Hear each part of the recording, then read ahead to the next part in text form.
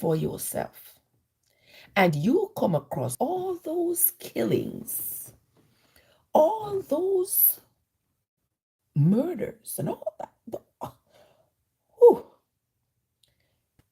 if those things happened in today's world, you would cringe. I know I would. I would cringe. I would holler and I would bawl if the things that are in the Bible should occur today. Imagine one city being utterly destroyed on the orders of leader of another city.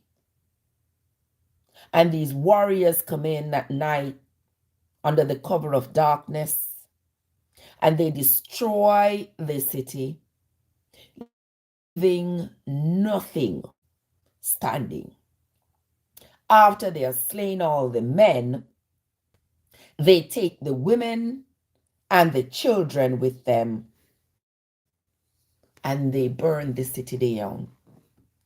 These are things that are in the Bible that are acceptable, because you know what? They say our God told us to do it. And in today's society, y'all expect that people should embrace the ancient ideologies in the name of God. Do you all not understand that when you are reading the Bible and you're following this story, as I say repeatedly, this is the advent of Judaism, where people are trying to figure out where they came from. Why are they here? What's their purpose? But if you read the Bible with an open mind and trying to understand what's going on here, you will realize that this is the belief of one set of people. Fact checker said the Crusades were pretty cool, though. You mean the Crusades when you were growing up? Is that what you mean? Okay. You will understand that the Bible is about one group of people and what they came to believe. Now, what happened to other people who existed in the world? What was their belief? What did they believe about how this world came about and how creation happened, and what is it that they believed? Ever thought of that? Because certainly what Judaism has documented can't be the all in all, can't be the only documentation of ancient thoughts about human existence, the origin thereof. This month we're going to talk about Bibles in schools. Are you for or against Bibles in schools? In having a conversation yesterday with somebody, they said to me, but Trev, you were raised on the Bible, and did the Bible do you any harm or whatever? And I said, sweetheart, you're going so far from the point. That is not the point. I am not here deciphering whether or not I benefited from having been exposed to the contents of the Bible. That's not what I'm talking about. I am talking about its relevance in today's society in terms of indoctrinating, in terms of schools indoctrinating the students. Now, when I grew up, Juggies, I see you. Now, when I grew up, fact checker said one time there was an army of 1,000 crusaders who of ended up fighting an army of 10,000. Who won, fact checker? In the Bible there have been numerous instances where these these fights occurred. The Bible says thou shalt not kill, but even the Bible's foundation is based on killing. Am I lying? I'm sure I ain't. Okay? And this has prompted me. For those of you who were with when as we read the Bible from Genesis to Revelation, we are cutting on out. You know, sometimes you start talk about sitting. Anytime you start talk about sitting, them start mess with the life for some reason or the other. Yeah. But anyway, we are going to continue talking. So for those of you who were with us when we read from Genesis to Revelation, there were some moments of awe when we were like, what in the world? Did this really happen? Certainly. Certainly. Some of these things that are in the Bible don't seem to be humanly possible. We have already determined that. Some of the things don't seem to be, it don't seem possible. There's a lot of question. As the story goes, they prayed for strength and courage and end up winning. They pray for strength and courage and end up winning. Don't you think that everybody was praying for strength and courage? Everybody was praying for the win?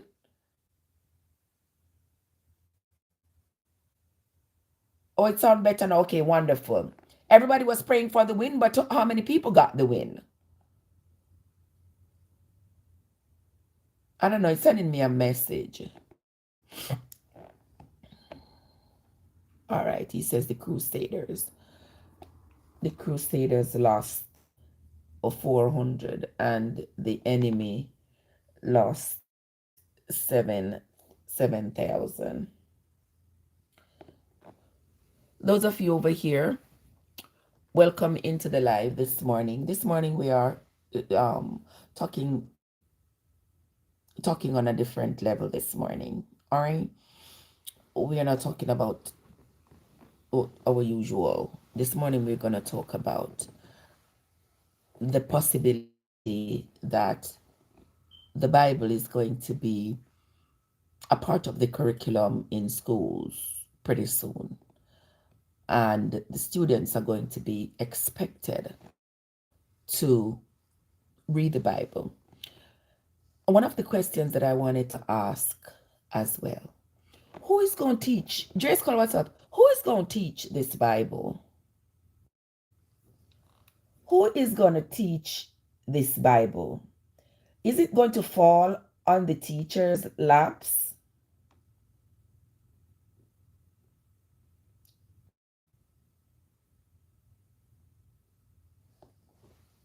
Are the teachers going to be expected to teach the Bible? Because there are teachers, the teachers are not religious authorities to teach the Bible to students.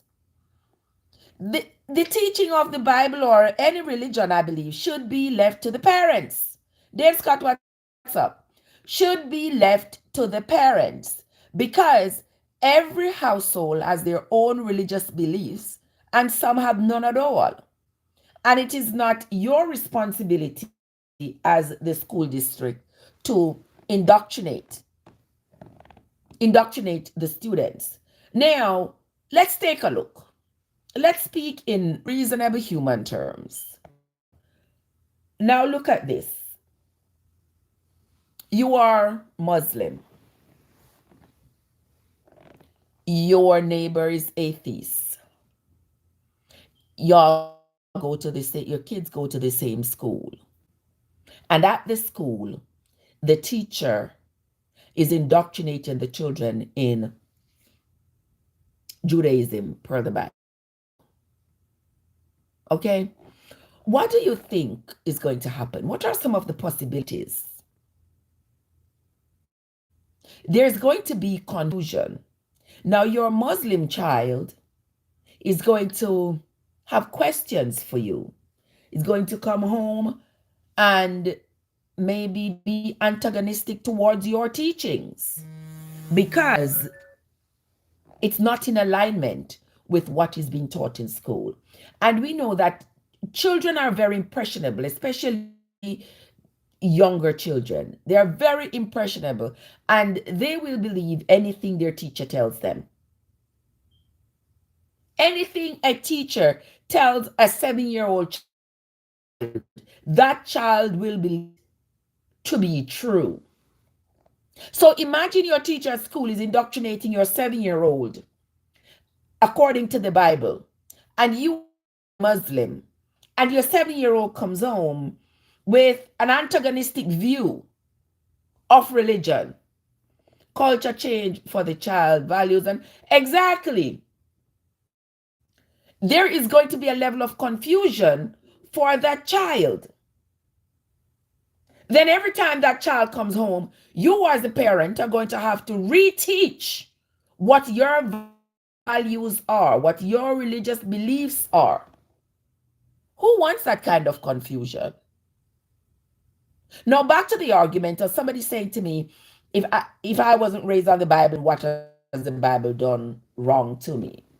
The Bible hasn't done anything wrong to me. But when I grew up in the 70s and 80s, I grew up back home. Everybody in school, the majority of us, we shared the same belief on the same Bible. It was only a small number of people who say were Jehovah's Witness, who don't participate in like this public praying and stuff. But we went to school in the morning. There was devotion. We sang a few songs, read a verse from the Bible. Somebody said a prayer, and we went about our day. And that was the norm. At that time, I never thought about like questioning the Bible or questioning. No, that thought never came to my mind. That I should ask any question or should have any questions for that matter. But fast forward to today, I got a lot of questions. I have a lot of questions. And when it comes to the schooling of my children, I don't want the school to have a hand in their religious upbringing. Here in America, we have separation of church and state. We have freedom to practice our own religion. And I don't see how any of those are going to be upheld if the schools are going to now demand that students be taught what's in the Bible, are going to be taught from the Bible how to conduct themselves religiously based on the Bible. You know, one thing that I have found out, my friends, the people who taught the Bible, you realize that they only choose some parts of the Bible. You realize that? Because if they were supposed to uphold all that the Bible says in terms of punishment, let me tell you, Juggies, that is how they control people. Let me tell you something that I have thought about. I have thought about the church being in cahoots with colonialism. Because remember, during slavery, thousands of churches popped up. That's when churches were erected. Anytime we talk about the Bible and the religion, this thing starts itching. I'm not sure why. I'm not sure why, but I'm sure it's not my internet. It's not my internet, but I'm not sure what's going on. But anyway, as I was saying, thank you, Joggis. But as I was saying, you all realize that back in the days of slavery, when colonialism was taking root, you notice how many churches popped up. These churches came from England. The people who were introducing these churches to the people, they came from Europe to indoctrinate people, to tell them to be submissive, to tell them not to talk back, not to fight back. Why do you think that was important then to teach the people? Ever thought about it? They were afraid of the rebellion that was to come. They did not want the slave to see themselves as being worthy to live free, independent lives. Instead, they wanted the slaves to continue to believe that they were supposed to be submissive. They were less than. They were property of their masters. And they dared not rebel because the Bible says to obey your master. So they dared not to rebel. And anybody who attempted to start a rebellion was ostracized and castrated and thrown out, and HUNG to send a message to the others to say, you see what I did with Toby? If you ever try that, that is going to be your fate as well. And they use this form of intimidation to control people for hundreds of years. Okay? In the Bible, when it says they should obey their master, it was the same tactic. Because if you read the Bible, you will see that historically, all these, like leaders and rulers, you notice that they all had slaves. They had people who worked for them. And in the Bible, it says that these are their property. And that was the same as when colonialism was taking root on this side of the world. The slaves were considered to be property of the master.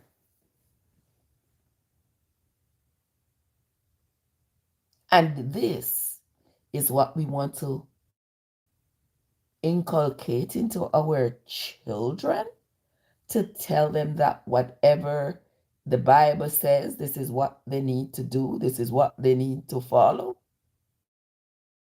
Let me see how many people here this morning have slaves and how many slaves they got. If we're supposed to go by the Bible, and manservant and maid servants, let's see how many. The Bible is as controversial as it gets, in my opinion. The Bible is as controversial as it gets. I don't think the Bible was meant, the collection of these ancient Jewish writings, I don't think it was meant to be for what is being used for today. At most, for me, it's a history book. It's a history book filled with a lot of fallacies. Because a lot of the things in the Bible, I don't believe ever happened. And are not humanly possible. People want to believe that these things might happen or could happen or will happen at some point. Again, I'm not with you on that. But what I want to ask is, what do you think could be the possible what do you think could be the possible benefits for the students who are going to be faced with the demands of society for them to study this Bible here? What do you think could be the outcome? I'm sure some people are going to say, oh, they're going to be better human beings, or they're going to believe in God, or I know y'all are gonna come with all kinds of ideas, and I don't have a problem with y'all coming with your ideas, but be rational, be reasonable, be reasonable when you come with. I know some of you, the ability for you to be reasonable has already been clouded by your attachment to Christianity, your attachment to the Bible, and you can't see yourself separating from it and thinking openly and asking the relevant questions. You can see that because to you, as you have been taught, if you ever do that, if you ever have to engage with your critical thinking mind when it comes onto the Bible, you would have blasphemed, and the scare of you going some place where there is fire and hell and all of that, you are so scared of that that you dare not question anything in the Bible. You have always, those of you who have been with me, have heard me ask a multitude of questions all the time, questions that I can't even find answers to, because the patriarchy that is written about in the Bible is always questionable to me. Always. If you notice, the men were appointed to these positions, and all you had to do was say you had a dream. All you had to do was say you had a dream, and in that dream, God told you something. And right then and there, you are promoted. You are now a religious authority because God spoke to you in a dream. You had a dream.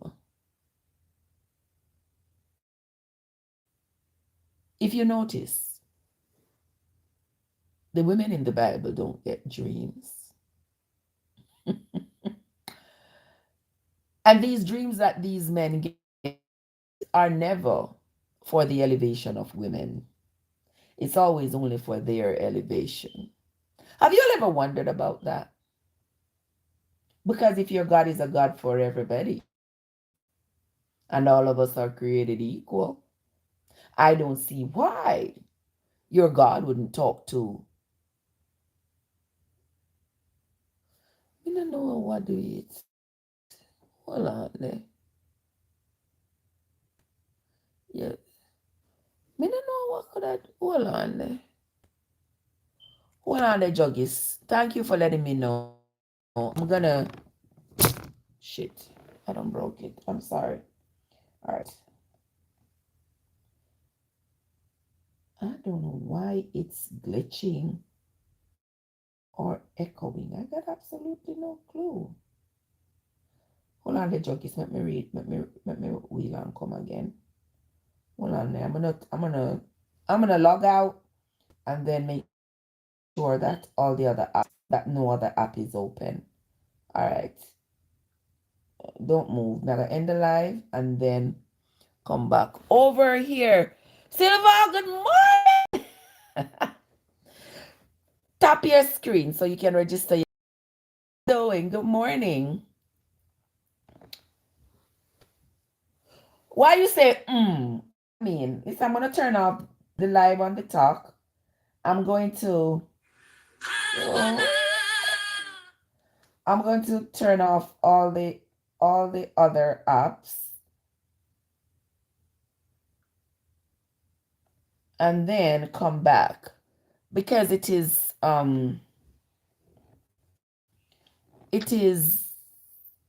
they say it's lagging and it's echoing and all that good stuff over there, and we don't want that. So I'm going to start over for them over there. For you over here, good morning. How are you doing? What's up, Silva? How are you doing? All right, let's do this. Let's try this again, guys. Let's try this again. I've turned off all. You're doing good. Okay, wonderful. Ain't nothing much, you know. I'm just here.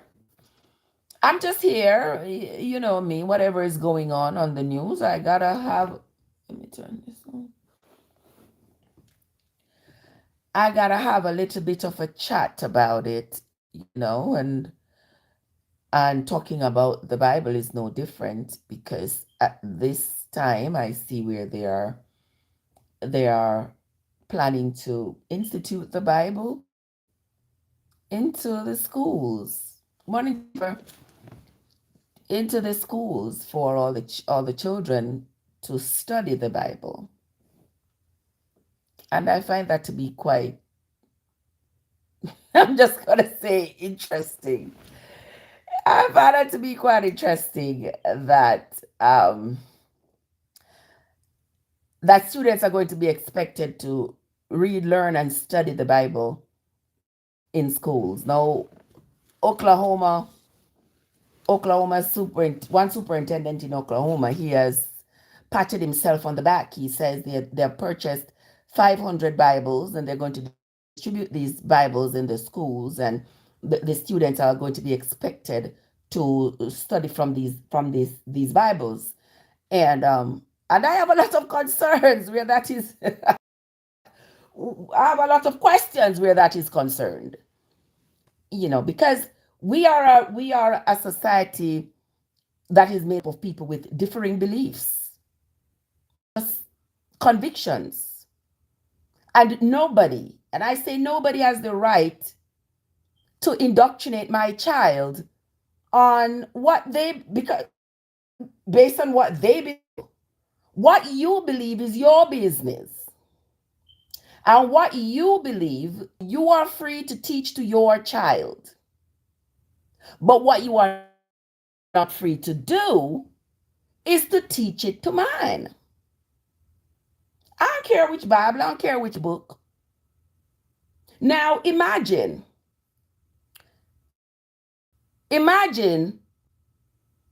the other children of differing religious convictions coming from home. Imagine those children being forced to sit in a classroom as they are being indoctrinated into ancient Judaism.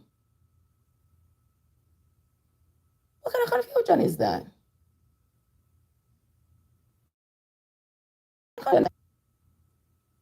So are we now going to isolate the children who are not inclined to believing in this Bible? Who is going to teach it? Are they going to hire priests or other people with some kind of religious authority to come into the schools to teach it? When I was in school back home, we had, doesn't it say on the money? You got a question. He says, doesn't it say on the money, in God? I don't care what the money say. The money can't say in God we trust. In which God? In whose God? I mean, that's subjective. Everybody is free to determine who or what their God is going to be. So if the money says in God we trust, that has absolutely no bearing on what I want my child to learn in school. Abby, what's up? That has absolutely no bearing on what I want my child to learn in school. You're not going to indoctrinate my child. You're not going to tell my child what you believe, and that you believe what you believe to be true. Your belief is just that, your belief. And you keep it out of the classroom, and you keep it away from my child. What I want my child to learn religiously, write book for you to read, and confuse my child and cause chaos in my household. No. Mm-mm. The school is no responsibility in indoctrinating my child. And that is my position. I'm sure there are some of you who have a different position, and I don't have a problem with your position. That's just my position. You have a different, talk to me. Tell me, what is your position? If you desire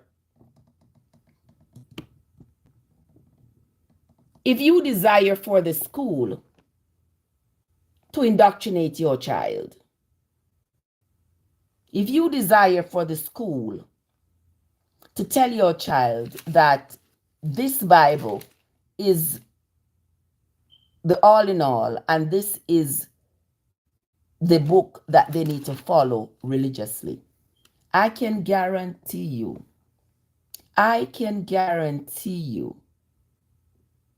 if you read the Bible like I have, you will have absolutely no doubt that that's not what you want.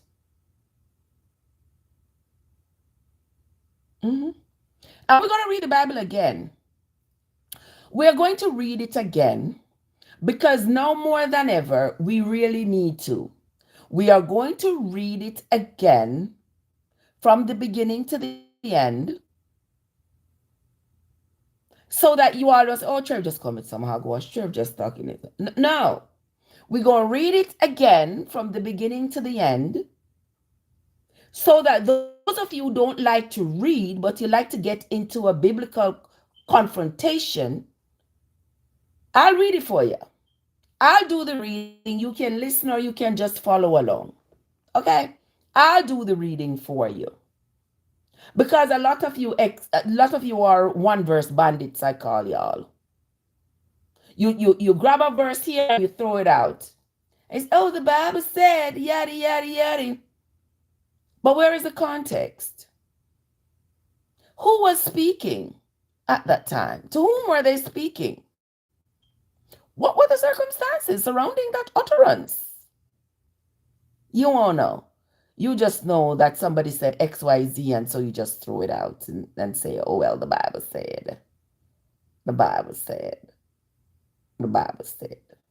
Somebody said, Jehovah witnessed the truth. What does that mean? Is it better now, Juggies? What does that mean? Jehovah witnessed the truth?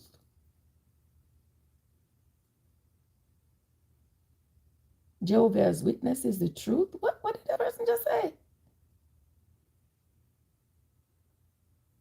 I don't get it. But Mama, what's up? Good morning, my love. How are you doing? Happy Sunday to you. Good to see you.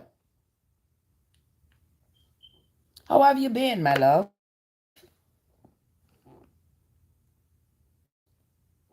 You know, I'm just here talking about this. I'm talking about the plan. It seems as if it is for the Bible to be instituted in all schools and for the students, all the students, to be taught from the. That's what I'm talking about. And I have serious objections to that. I know some people don't, and that is fine because it is okay for us to have differing views and differing opinions. It is okay for us to. I mean, some people can't stand somebody having a different view from them, and that's your business. But we all are going to have different views, and I'm not afraid to state mine. And you shouldn't be afraid to state yours either. as far as I'm concerned, this is a safe space for you to share your differing views, as long as you don't get on my nerves, you know what I mean? But then I'm giving thanks for life. Oh, wonderful, wonderful, wonderful. Guess that she's there giving thanks for life. Aren't we all? Yeah. We got to give thanks that we woke up this morning. I'm sure, as for me, it wasn't any, by any means, me having a hand in me waking up. Because if I was going to die, there was nothing I was going to be able to do about it. So certainly it wasn't me. But whatever the energy, whatever the power is, I'm grateful for it. All right.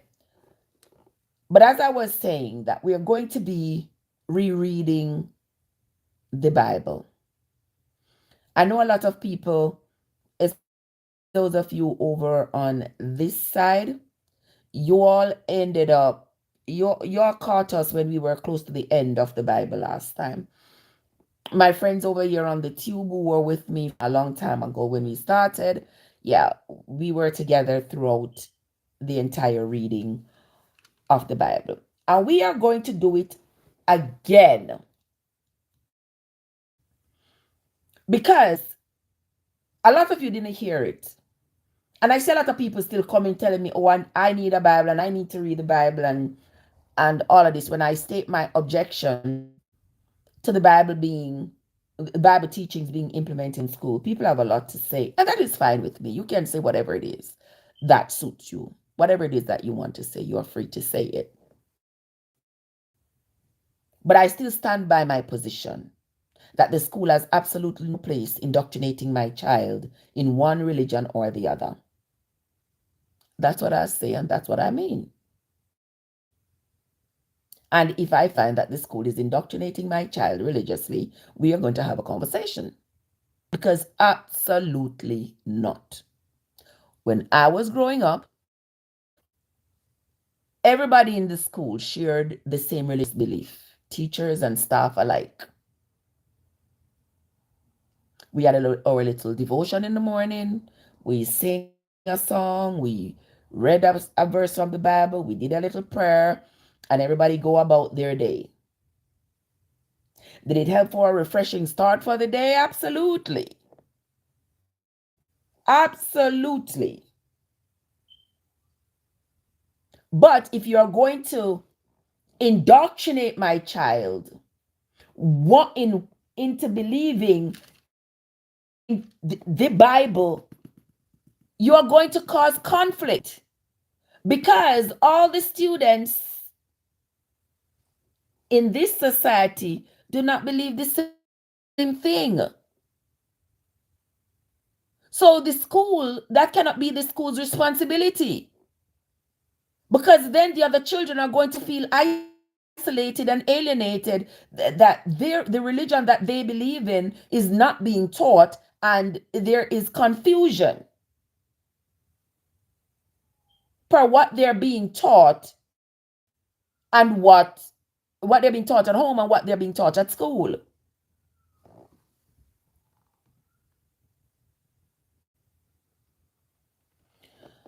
Oh, TikTok, my friend says TikTok is not acting right this morning. I don't know what is I don't know what is going on with it. Is it lagging for everybody else? People in the chat here, tell me.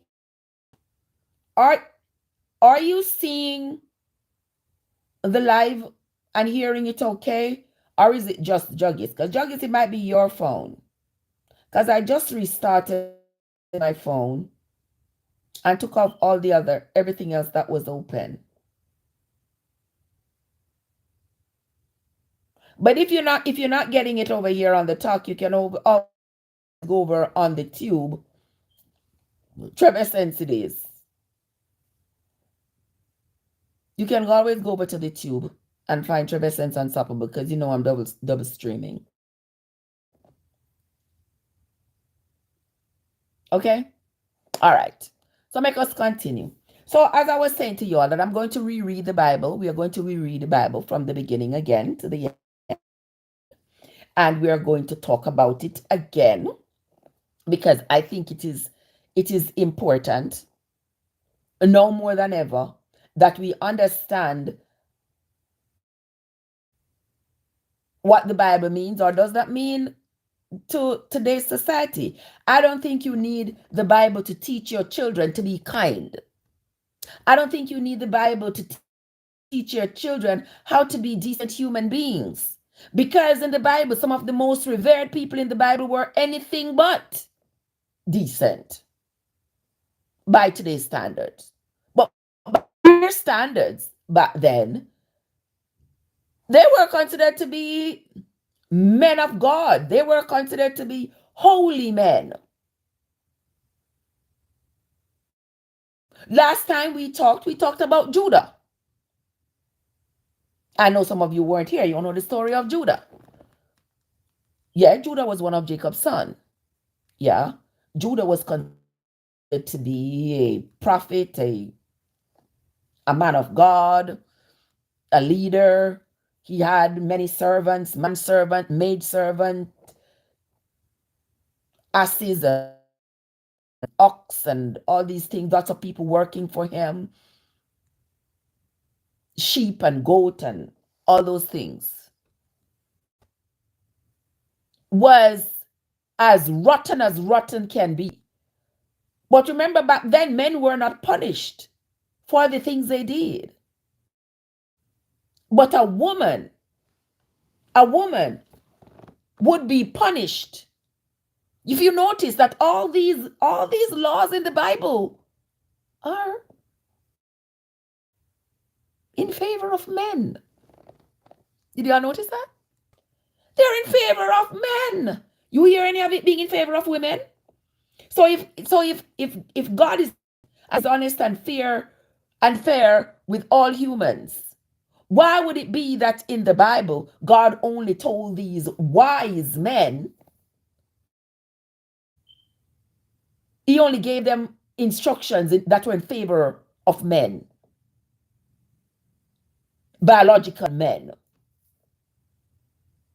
and women not so? Because you see, even from the Bible time, we have been seen as second-class citizens. And that is what it seems like is going to come back. Uh-huh. Imagine you as a woman not being able to open a bank account without your husband. That's why the Bible said, woman. Imagine, Mama Gay, imagine you can't open a bank account without your husband's permission, without your husband being there. What's going to happen to people like me who don't have no husband? Huh? We're going to be discarded? We're going to be the woman's card. Imagine you can't purchase property without a husband. And in the Bible, there had to be a man responsible for everything a woman did. So if you didn't have a husband, it had to be like your brother. You didn't have a brother, it had to be like your dad. You didn't have a dad, it had to be like an uncle or a cousin, like a man. But let me ask us something.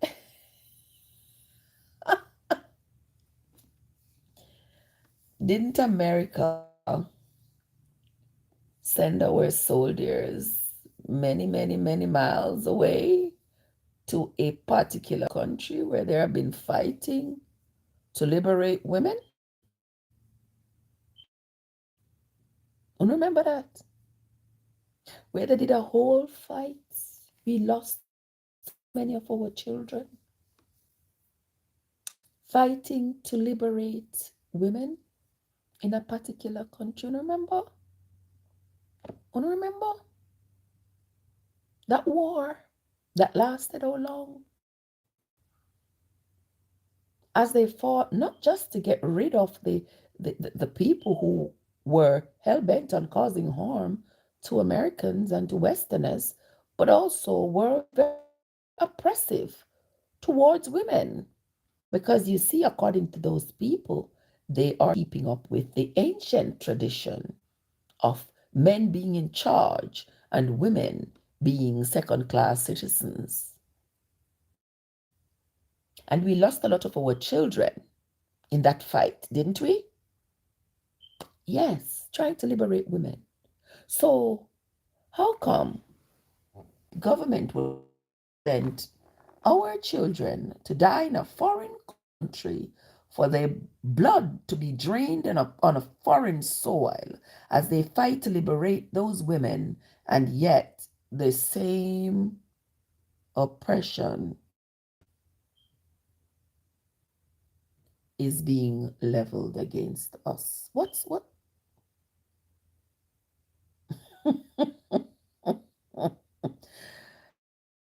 So we can send our children to go overseas to go of women over there.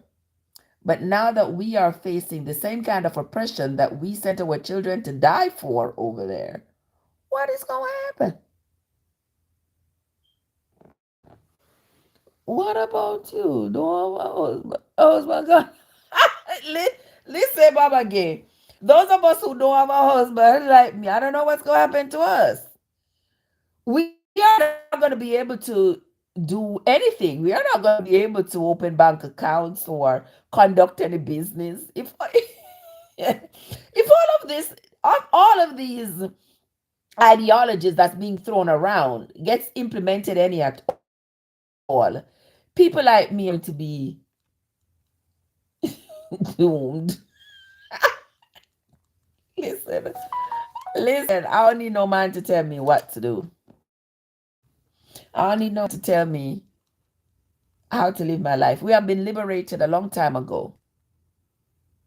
I, we don't need to be going back. Would we take so many steps forward and then only to go back? Does that make sense? That makes absolutely no sense. So we're not going back. Because man was first on the earth. But remember, women are powerful people because we can do them.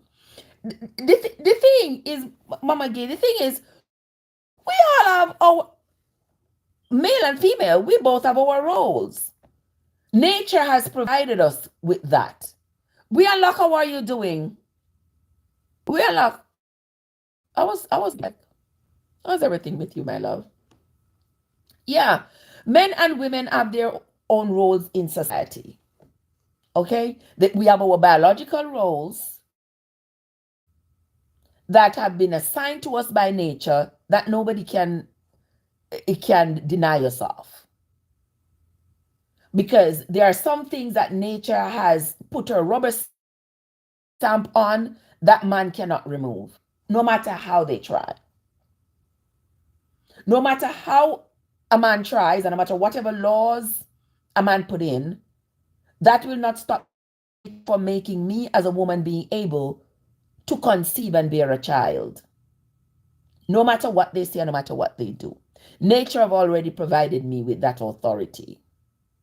No matter what laws they put in place, there is nothing that's going to stop a man able to produce sperm and being able to impregnate a woman.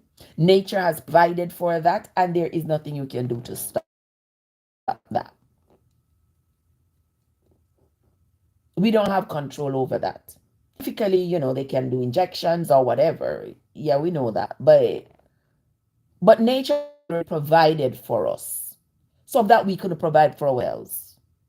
Because no matter what you do, no matter what a man does, I don't think men will ever be able to create the egg or the sperm that leads to the creation of a human being. No matter what they do. That part I'm leaving out of it. But when it comes on to the teaching of the Bible in the schools, we are talking about the teaching, the prospects, it seems, of having the Bible being taught in schools and having the students being indoctrinated in Judaism in the schools. Oklahoma has taken the first step. They have purchased the 500 of those Bibles. And according to the superintendent, the students are going to be taught from these Bibles. Um, you say that would be fair. What you say would be fair? What you say would be fair? You say it would be fair for the Bible to be taught in our schools? Is that what you are saying?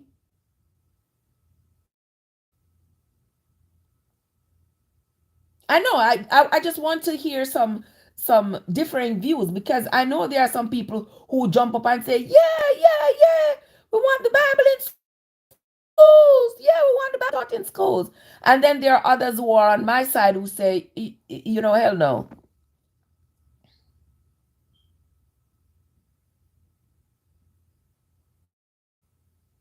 You say, yes, it is fair. It's not the end all be all.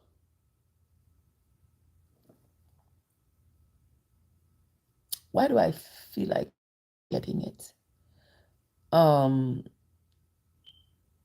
Fair for it to be taught, or fair for it not to be taught in the schools? Over here also on the tube. If you can tell these kids to preach national anthem, which no one knows what it means or who wrote, you can train kids how to quote certain scriptures. You are right. The children are going to be indoctrinated to do just that, able to quote scriptures. But the thing is, what do these scriptures mean? How is this indoctrination of your child at school going to be in conflict with your religious beliefs at home? The last thing you want is for your child to come home with some belief that they were taught in school and coming to antagonize your household with what you believe. That's the last thing any parent wants. The Constitution says people should be free to practice their own religion. So everybody is free to practice what they believe. And it has nothing to do with the school. The school have no right to be telling my child this is what you should believe. It is not math that we can work out and do an answer, a common answer. It's not science where we can do an experiment repeatedly to ensure we get the same result, and then we can definitively say, well, this is what it is. If I put these two chemicals together, it will become caustic, it will cause a fire, it will, they will neutralize, it turn to water, whatever the case may be. School is supposed to provide scientific proof of whatever they're teaching. There's no scientific proof to prove religion, to prove the Bible. There is nothing to prove that these things are true. I'm going to give you an example. My kids go to private school, which is a Christian school. They teach 1 hour of quoting scriptures to kids. And then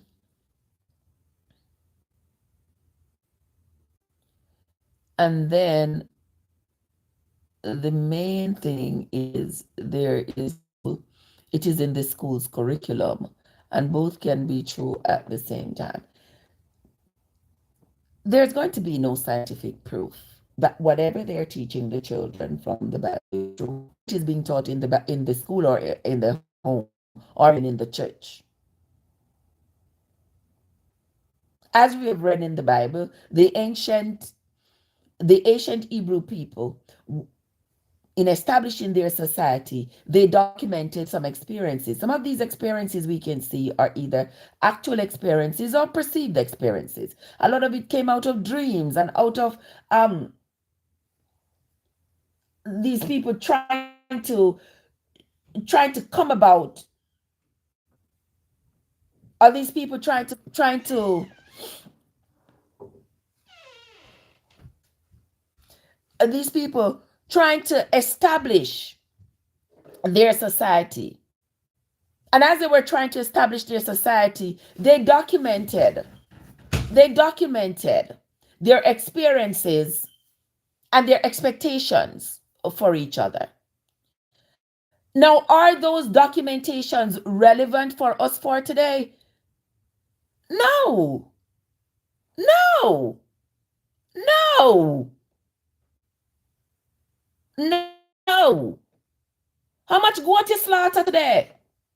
How many goats did you sacrifice for your sin today? I mean, we're not gonna say, oh well, the New Testament said, and so we didn't need to sacrifice any goats or sheep anymore. I said before that the Bible is inspirational. Something to graduate from and not to have it take over your life. I agree. I agree. If you can get inspiration from the Bible, motivation from the Bible, then that's fine. That's up to you to determine what kind of motivation you want and whether or not you can find it in the Bible. But that is for you on a personal level. That's not for the school. That's not for the school to implement measures for you to find some kind of inspiration in the Bible. And all my life I grew up, when I was in high school, we had religious studies. We had like an hour a week. We had like an hour a week of religious studies. We weren't indoctrinated. We were not encouraged to read the Bible per se. What we were encouraged to do was to look at religion and how religion has shaped the thought process and the laws of society. Examine different religions and their beliefs and how it affects the people who believe them. And I enjoyed that because there wasn't anybody saying, "Oh, it's got to be the Bible, it's got to be Christianity, it's got to be." No, no. And so I enjoyed going to religious classes because to me it was education, not indoctrination. And that is so much different, so much more different from what they're trying to do here. So tell me, guys,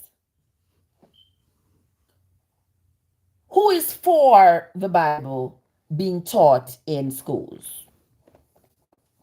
Who is for this? Because I know there are going to be a lot of lawsuits and there's going to be a lot of contradiction and there's going to be a lot of back and forth and there's going to be a lot of arguments concerning whether or not people's rights, students' rights are going to be violated in the schools. So tell me, we unlock. You say your kids go to private school where they teach religion. Well, that's a private school. A lot of parents will choose to send their kids to private school because they say, well, they get religious education there and they think that is supposed to help their child to be human beings. I don't say nay about that. If that is your choice, that is your choice. But we're talking about in the public schools. Do you think in the public schools they should indoctrinate the children in one particular religion? If you think they should, put in the chat, say yes. If you think they shouldn't, put in the chat, say no. Let's do a tally here. Let's see. Let's see. Riri, what's up? Yeah, let's see. Do you believe that the school should indoctrinate your child in a particular religion, in believing, into believing in a particular religion? Because, like I said, when I was growing up, the way religion was taught in school, I enjoyed it because we had to study different religions around the world and how these affect the people who practice them and the origins of these religions and all of that. And I found that to be interesting. There was no one religion that was being hailed over any other to say, oh, this is the one you must believe and this is the one that you must follow and you must do what this religious authority says you should do. We didn't have that. So in other words, our minds were being broadened into understanding that there are other religions. So we don't get you know, all egocentric and say, oh, what I believe is the truth. And if you don't believe what I believe, I know there are lots of Christians like that, If you don't believe in Christianity and God, in what I believe in, you are wrong, you're going to hell, you are blaspheming, etc., etc. And that makes a lot of Christians feel good about themselves because it makes them feel as though they are superior to others and their religious beliefs is superior to that of others. All right, so you say no, it shouldn't be in the public school, and I agree with you. I agree with you. Thunder, a lot of mercy. Thunder. So long time I not see you. How you been? What's up? Thunder's a Bible in school. No separation of church and state. With you on that. I say no as well. Mama Gay said, I don't think they should teach them one religion. Exactly. That is the thing. I don't think they should teach them one religion and have the Bible to say, well, we need the Bible back in the schools and the children need to study from this one book. I could embrace religious education in school if they're going to teach the children about the existence of other religions, the practices of other religions, as a way of broadening their minds so that they understand that the world is not just about them and it's not just what they believe. That will help the children to being able to be accepting of the differences that we have in this world, where we can understand that there are people with different religions, different thoughts, different views on the world, different beliefs, and we can all live together as one peacefully. I practice my religion, you practice yours. You don't have to hate me for me practicing mine, and I don't have to hate you for you practicing yours.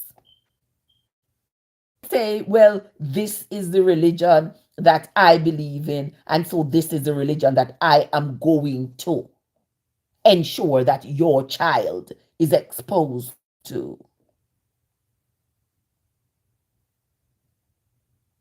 But at the same time, what religion are we talking about? There are so many religions. That is exactly what I'm saying, nation. There are so many religions. And at this point, if you are only going to choose Christianity and you are going to indoctrinate these children from the King James version of the Bible or from this Bible, whichever Trump James version of the Bible, whichever one, if that is what you are going to use to indoctrinate the children, then I say that is wrong. No, no. Go somewhere with your Bible. Don't come indoctrinate my child. Because that is not teaching. That is not teaching my child. That is indoctrinating my child, and I'm not into that. What's going to happen to that little Muslim child? What's going to happen to that child who practice Buddhism? What's going to happen to that child who practice some other form of religion? A woman of her word, good morning. Wake up, wake up. It's time to wake up, sis. Thunder says, if they put Bibles in schools, they have to put, I love your thought process. If they put the Bible in the school, they have to put the Quran, the Buddhist books, the voodoo books, the Taoism books, etc., etc., etc. Exactly. My point exactly. Because there is absolutely no way you're going to take all these children who are of different religious backgrounds and you're going to lump them all in the school with Judaism, with this Bible, and tell them this is the religious authority for you all, regardless of what their parents teaching them at home. You got to be kidding me. You've got to be kidding me. No, it not belong in a school. I agree with you 100%. Just as there's one God and so many different denominations. Again, sister, gay, we talk about, sis, we talk about that so many times. You understand what I'm saying, right? Yeah. They say, even in Christianity, I talk about this all the time. When people like to come at me, I say, oh, Trev, you're blaspheming. Oh, Trev, you're going to hell. Oh, Trev, with all the nonsense. I say, look at it. They are reading, Christianity is reading out of this book here. They're reading out of the Bible. Yet they cannot agree. There's so many denominations. 50,000 denominations. They got the same God, they got the same devil, they got the same heaven, they got the same hell. But yet they do not have the same agreement as to what they should believe or not believe. Everybody say, oh, some say, oh, you must go to church on Sunday. Some say, oh, you need to go to church on Saturday. Others say, oh, if you eat pork, you're going to hell. Another one say, oh, I'm eating the pork and I'm not going to hell. Another one, it's just a bunch of confusion. Why would you subject yourself to this kind of confusion? Is this confusion I'm getting away from, Is this confusion that you see I'm taking myself away from? Because until you all can come together and establish one denomination, until you all can come together and establish one denomination based on the one book and your one God and your one Satan and all I see is a bunch of confusion. And in your same Bible, people say, oh, God is not a God of confusion. God is not a God of confusion. With 50 religion, 50 denominations, 50 denominations coming off the one religion. And everybody say they are right and they are the truth. Everybody says they are right. Everybody says they are the truth. If you ask the Adventists right now, they ain't going to tell you that they're not the truth. They're going to say, yeah, they are the truth. They're going to tell you all the Bible say, remember the Sabbath day to keep it holy. They're going to hit you with that every time. Are they going to tell you that in the New Testament, when the people brought up the Sabbath, that Jesus said the Sabbath was made for man, not man for the Sabbath?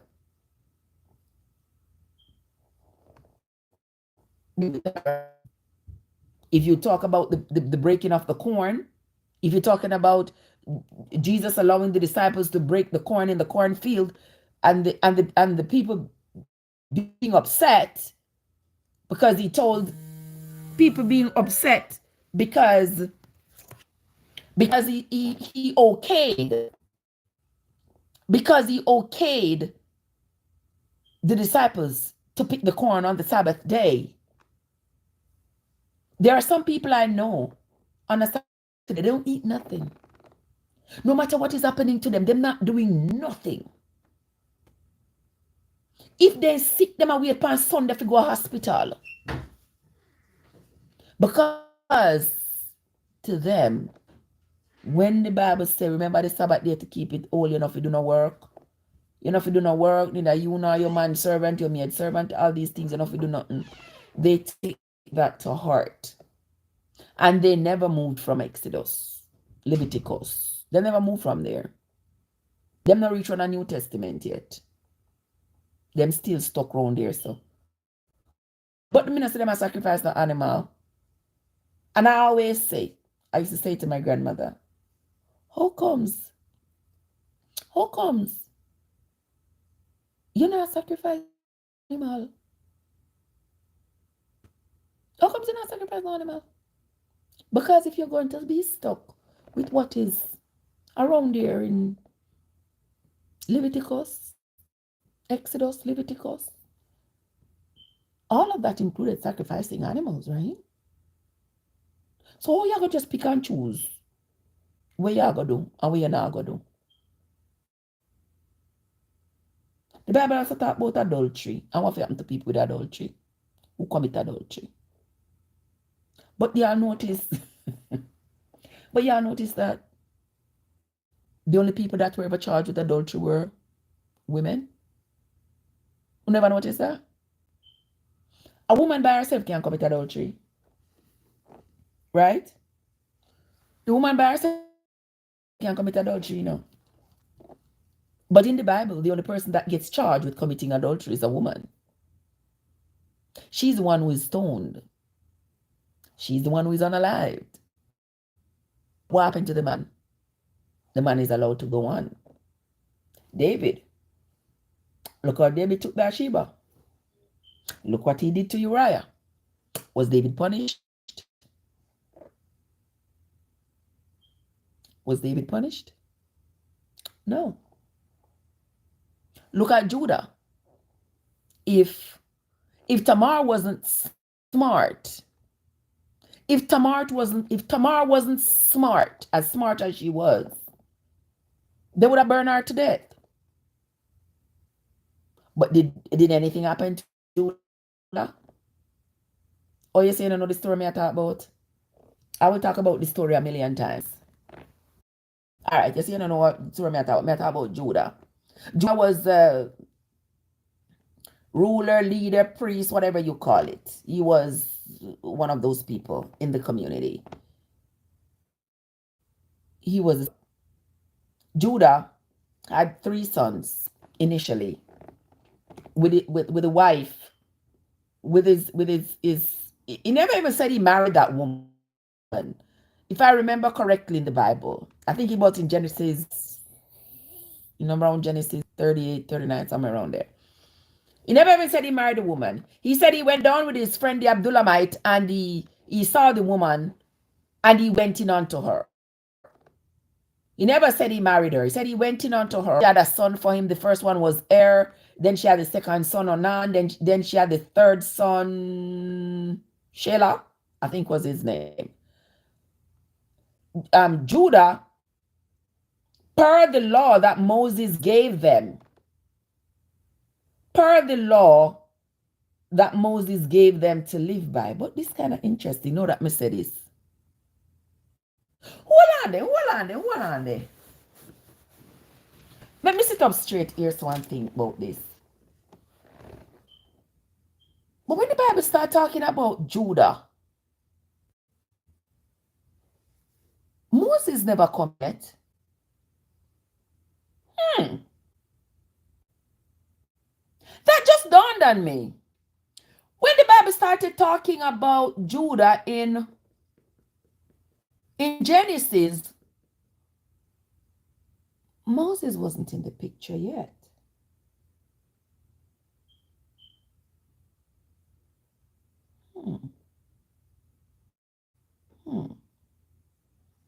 So where did these laws come from? Because Moses wasn't alive yet. Moses wasn't born yet. He didn't talk about the birth of Moses yet. So when I said that Moses did inherit these laws from somewhere, and I believe that it was from Egypt because Moses was raised in the Pharaoh's house, that seems quite plausible in my mind. But anyway, that's something I'm going to mull over after this live. But I hadn't thought about it before until now. But anyway, Judah, somebody asked me about Judah. So Judah had those 3 sons with that woman. And the first son, he gave the first son to Tamar to marry.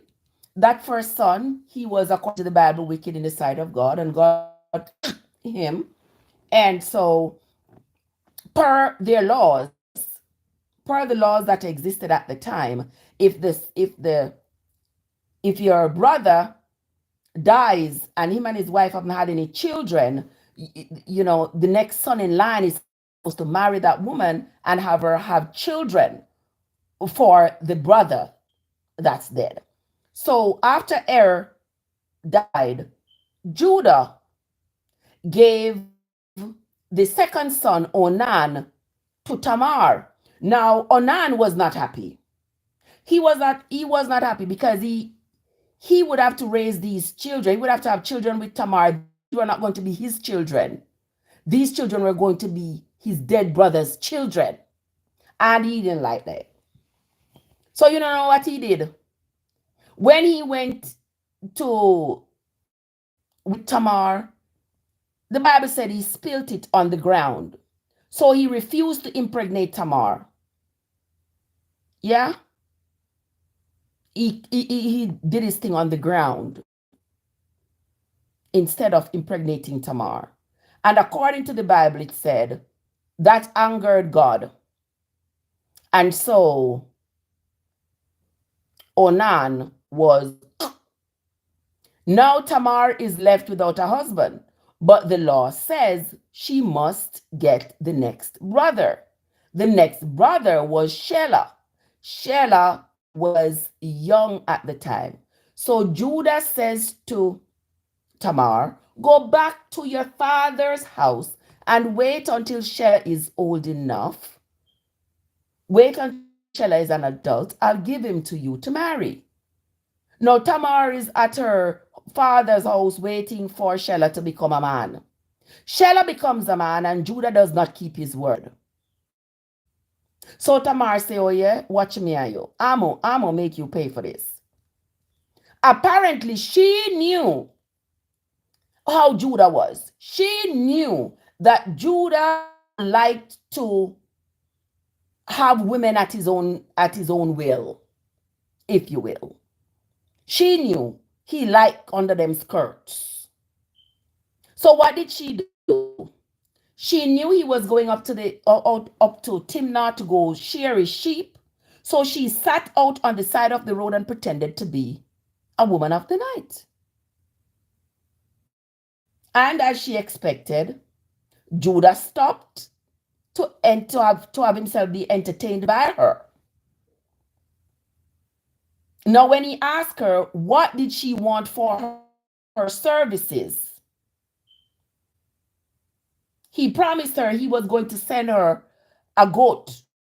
That was going to be her payment. He was going to send her a goat once he get up to the mountain. But she knew that he never keep promises. Because remember, he still hasn't given her the third son to marry.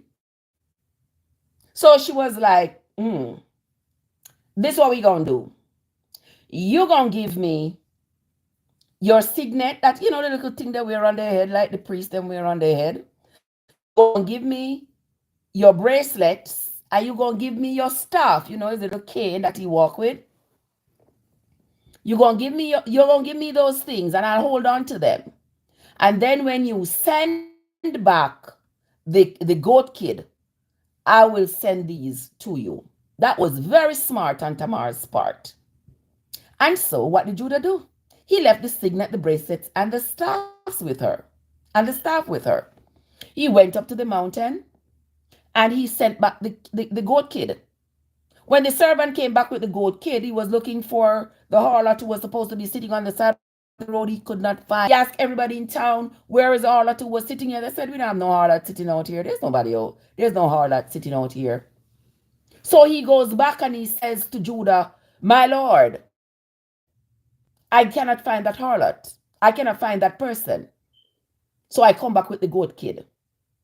Judah say, all right, well, she can't say I didn't send it. She was just not there to receive it. Months pass. 3 months pass. Tamar is pregnant. Everybody's seeing that Tamar is pregnant. Now that is a problem because Tamar is not supposed to be pregnant because she's not supposed to be with a man. She's supposed to be waiting for Shelah, right? So what did they do? They run go tell Judah, your daughter-in-law is pregnant. But then it is considered that she has committed adultery, even though her husband is dead. She has committed adultery. So Judah, now he has the authority. What does Judah do? Judah ordered they should burn Tamar. That was the law of the time. He ordered that they should burn her.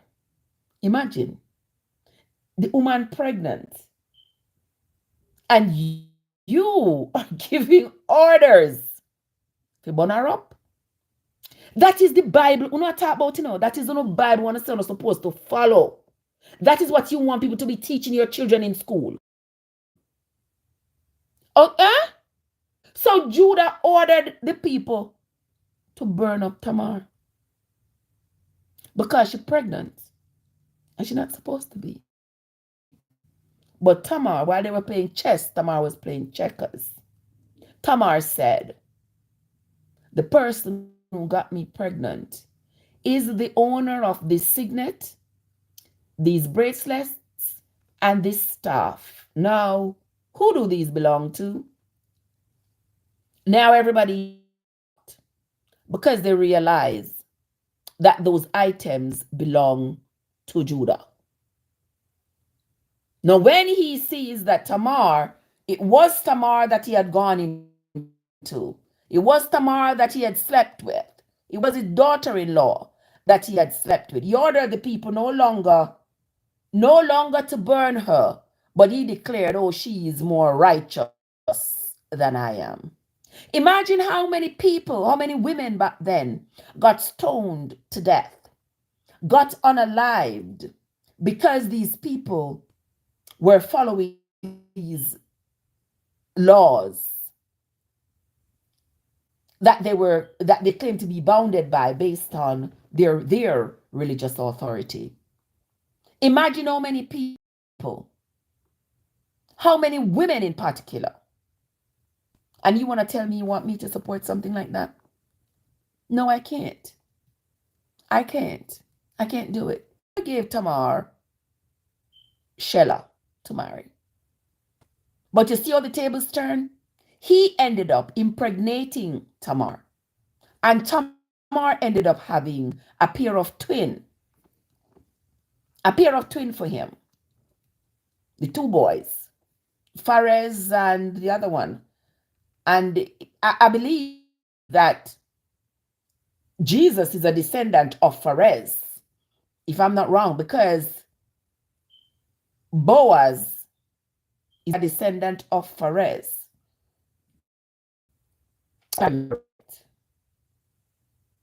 Yeah.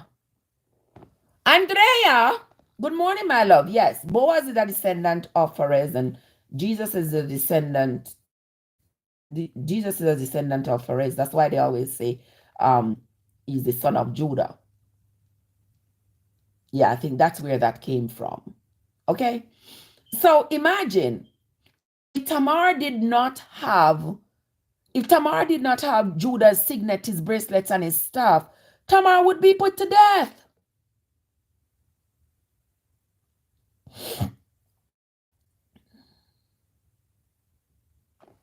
Who is this that darkens counsel by words without knowledge? Who is this that darkens counsel by words without knowledge? What does that mean? What do you mean? What do you mean? Because I am talking about what is in the Bible. I'm not making up anything. It is what is in the Bible. That's what according to the Bible said. That's what the Bible said happened between Judah and Tamar. As we read the Bible, we see that it happened repeatedly. Women are punished severely.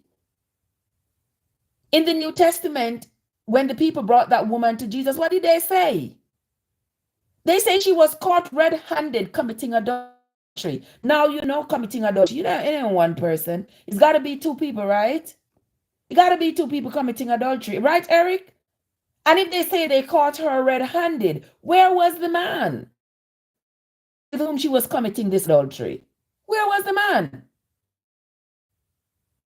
Nowhere to be found, but they brought the woman to him. And everybody come with their big stone in their hand ready to stone her. So how can you all expect me to support those kinds of beliefs that women are second-class citizens? Because that's what the Bible says. According to, if you should follow the Bible, what it is, that's what it is. Women are the ones who are punished for everything they do, and men get away with everything. Show me in the Bible where you see a man was punished for the things that he did, for breaking any religious rules. Okay, I'll wait. So it's the whole patriarchy. It's the whole patriarchy coming from then that is now being thrown onto us. And this, my friends, I'm afraid, is where we are heading in the next few years. Mark my word. Seems like it is where we are headed. And I don't know what it's going to take to stop it, but we are going to be going back a few hundred years. Trust and believe me, we are. Andrea, do you see it coming? I see it coming. It's not a pretty look, but I see it coming.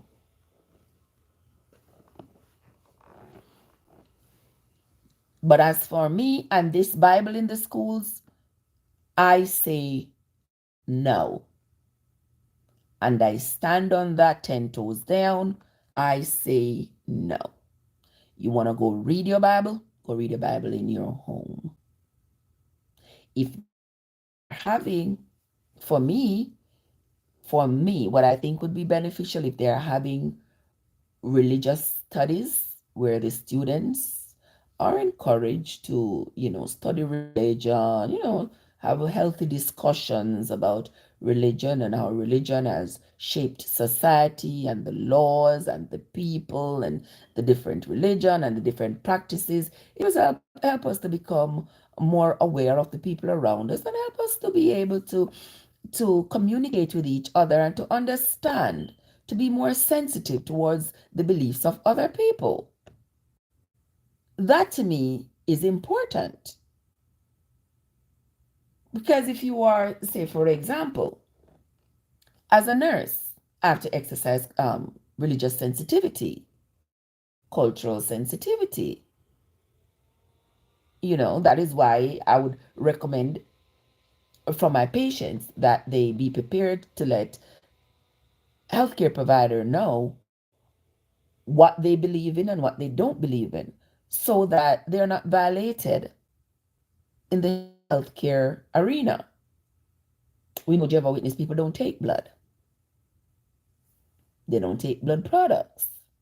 That is something for the healthcare team to be aware of. Making you culturally sensitive, And those things are important. But I can't go to work and go tell a patient that says, you know what, I don't take blood because of my religious belief. And here I come with some Bible, start indoctrinating this person why it's important for them to take the blood. No. No. That's your belief. All I can do is educate the patient on the importance of the blood and what are the consequences if your H&H remain at a 5 and continues to drop. So they know. But I can't go in there with no Bible, go tell the people, Bible say this and Bible say that. Bible say this and Bible say that. Right, bona fide, I can't do that. Oh, this, I'm a 1 foot friend, JJ. JJ, good morning, ma'am. How you doing? Good morning, my love. Good to see you. Yeah. So, so this whole thing of having the Bible in school and having the teach whoever they're gonna have to teach the Bible in school, totally against. It's against the Constitution and it's against what I believe should happen. And I know some of you may agree, some of you may not, but that's fine with me because I am standing on what I'm standing on and I'm not changing it. Keep your religion to yourself. Keep your religion in your home. Teach your children what you want to teach them at home, and don't trample on the rights of the children in a public domain. Because children in public school, they're in a public domain.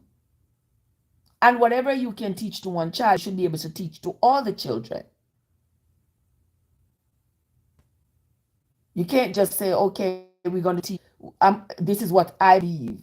And so this is what I am going to do. So what about the teacher? If the teacher is of a different religious persuasion. And you say to the teacher, per the curriculum, you are going to have to teach Christianity. You're going to have to teach from this Bible. The teacher says, well, I don't believe in this Bible. That's not the Bible I use. I use my Quran. Or the teacher says, I use whichever other religious book. This is what I teach from. What are you going to tell the teacher? You're going to force the teacher to go against her religious beliefs just so that she can comply with your draconian implementations? Like, seriously? I see this causing a whole lot of problems. And I don't have a problem with the people, the parents who are getting ready to sue the school districts, who are going to believe that they have that right and they're going to have the backing of the courts or the backing of eh, leadership, the backing of, you know, to tell them that yes, what they're doing is right. There's going to be a lot of problems. There's going to be.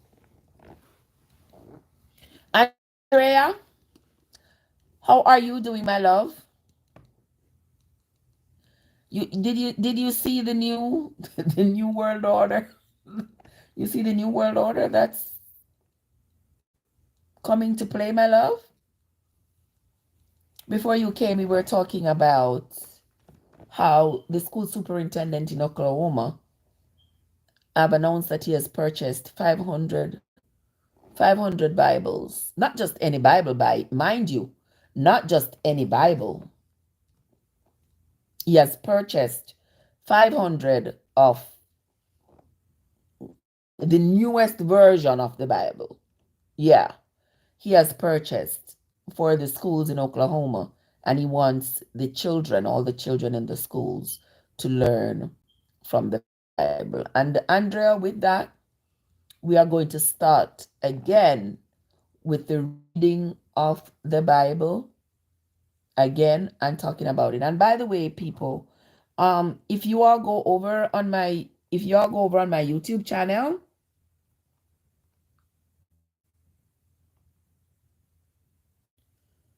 this Ali.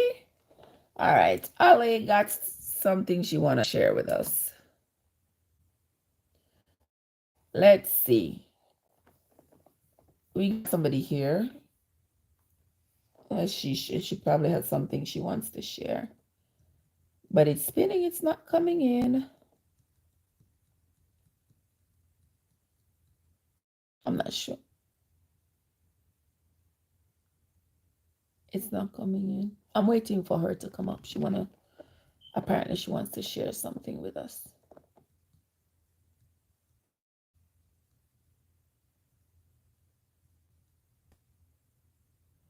I don't know why it's not connecting. I don't think it's me. But anyway, We will continue until that thing sorts itself out. So, Andrea, my question is, what are your thoughts on this Bible in school? Do you believe the Bible the Bible should be taught? Oh, it kicked her out. Do you think the Bible should be taught in schools? What are your beliefs on that? You always have some great thoughts, a great contribution to the conversations. What do you think? Do you think the Bible as it is, it should be taught in schools?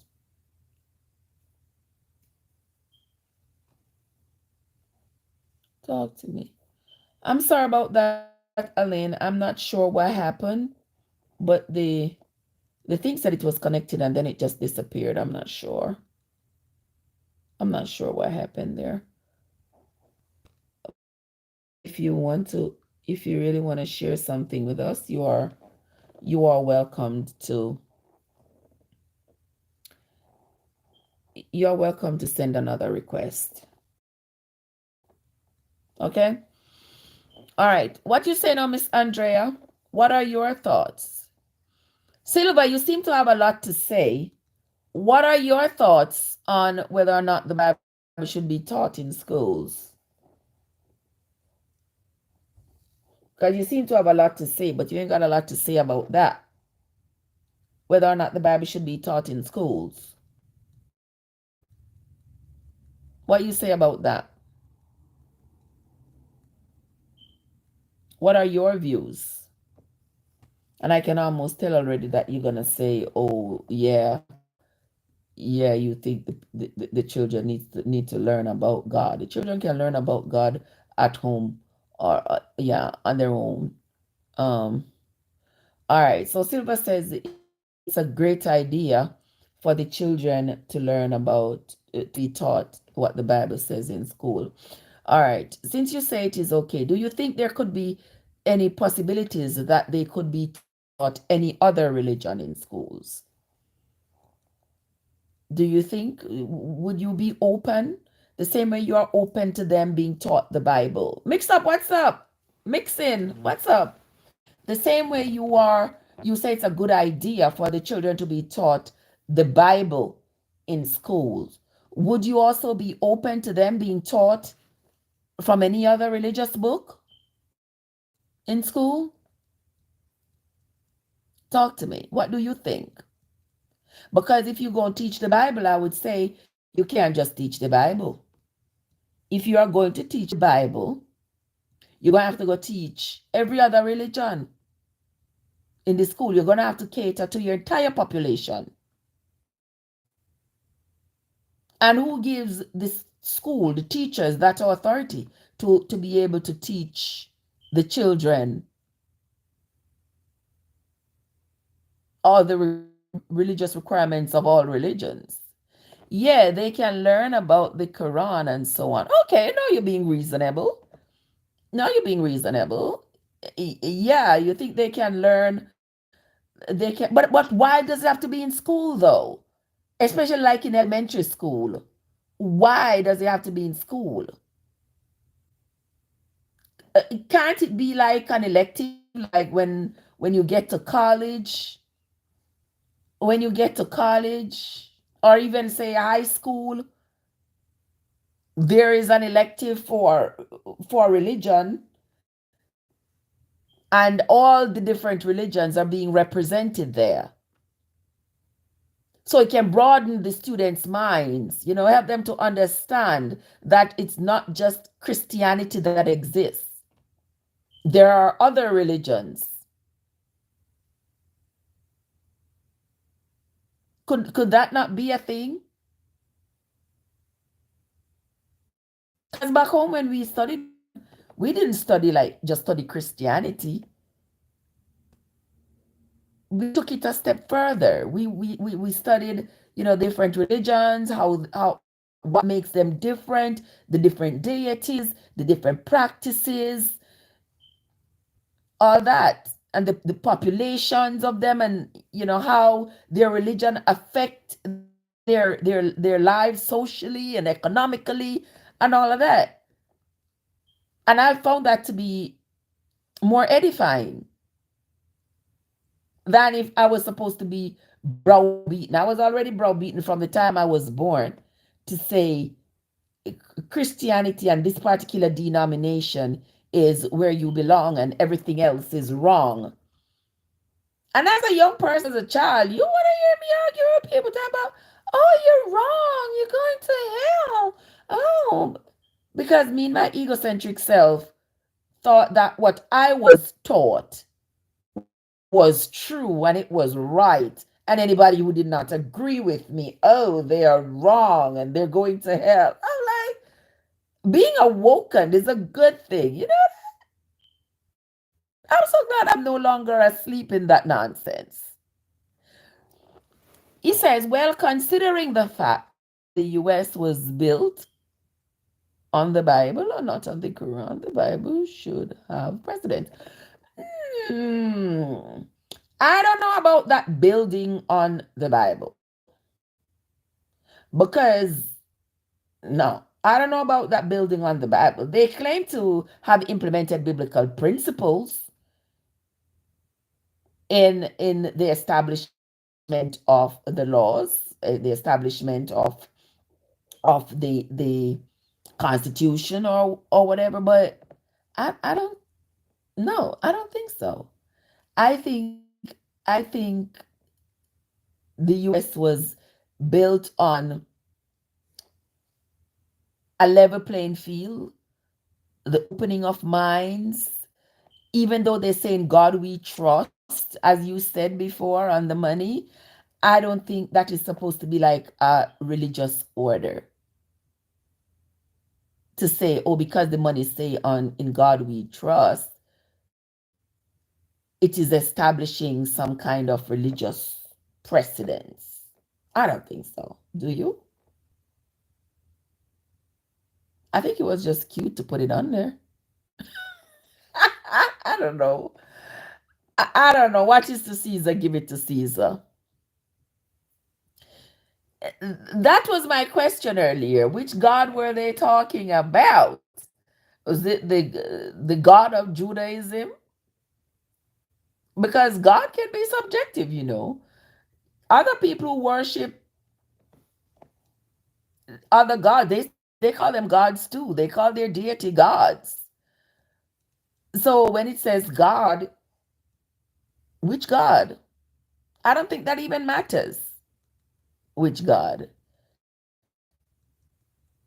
You said surely that you don't think it was the God of the Quran. Well, you could be right because that is not the predominant religion that was practiced. So certainly it wasn't. But whichever God they were talking about, that don't stop me from spending the money. Is that supposed to do something to me? Is that supposed to hinder me in any way from spending the money? Are you saying that if I don't believe, then I shouldn't spend the money because it said in God we trust?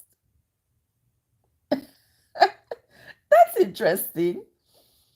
That would mean that the people of differing religions who don't believe in Christianity maybe shouldn't spend the money that says in God we trust.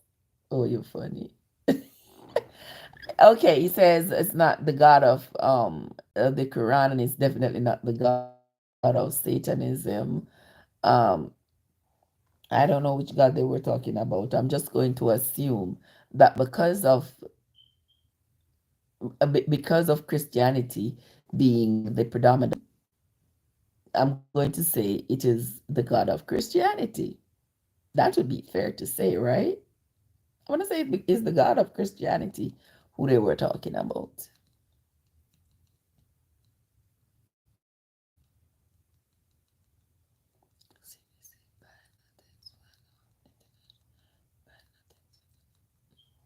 Okay.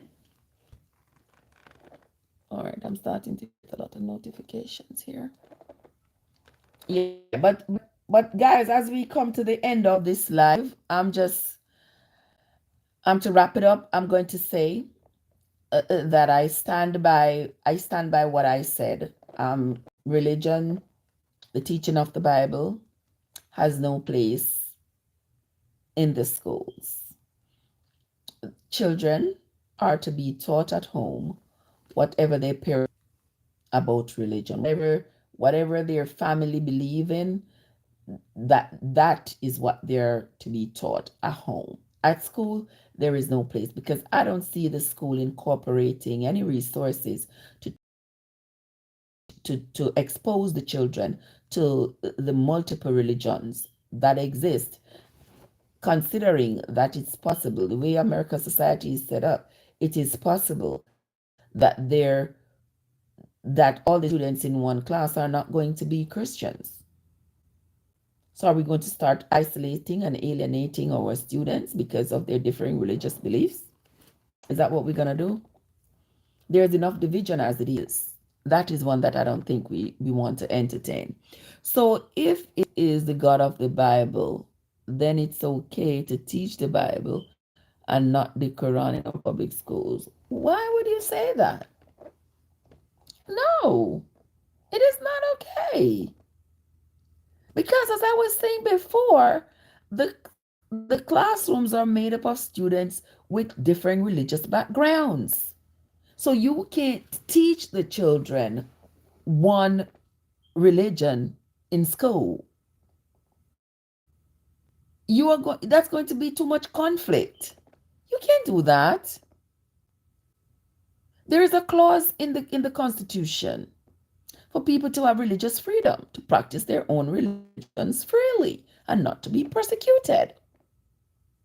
Now, if I send my child to school and you start telling my child that, um, Moses told the people was to slay a bunch of animals and stuff like that, and all of this Bible, no, that's not your responsibility. Teach them reading, writing, and arithmetic. Teach them something that can be scientifically proven. Have them do some chemistry. Have them do something, but not the Bible.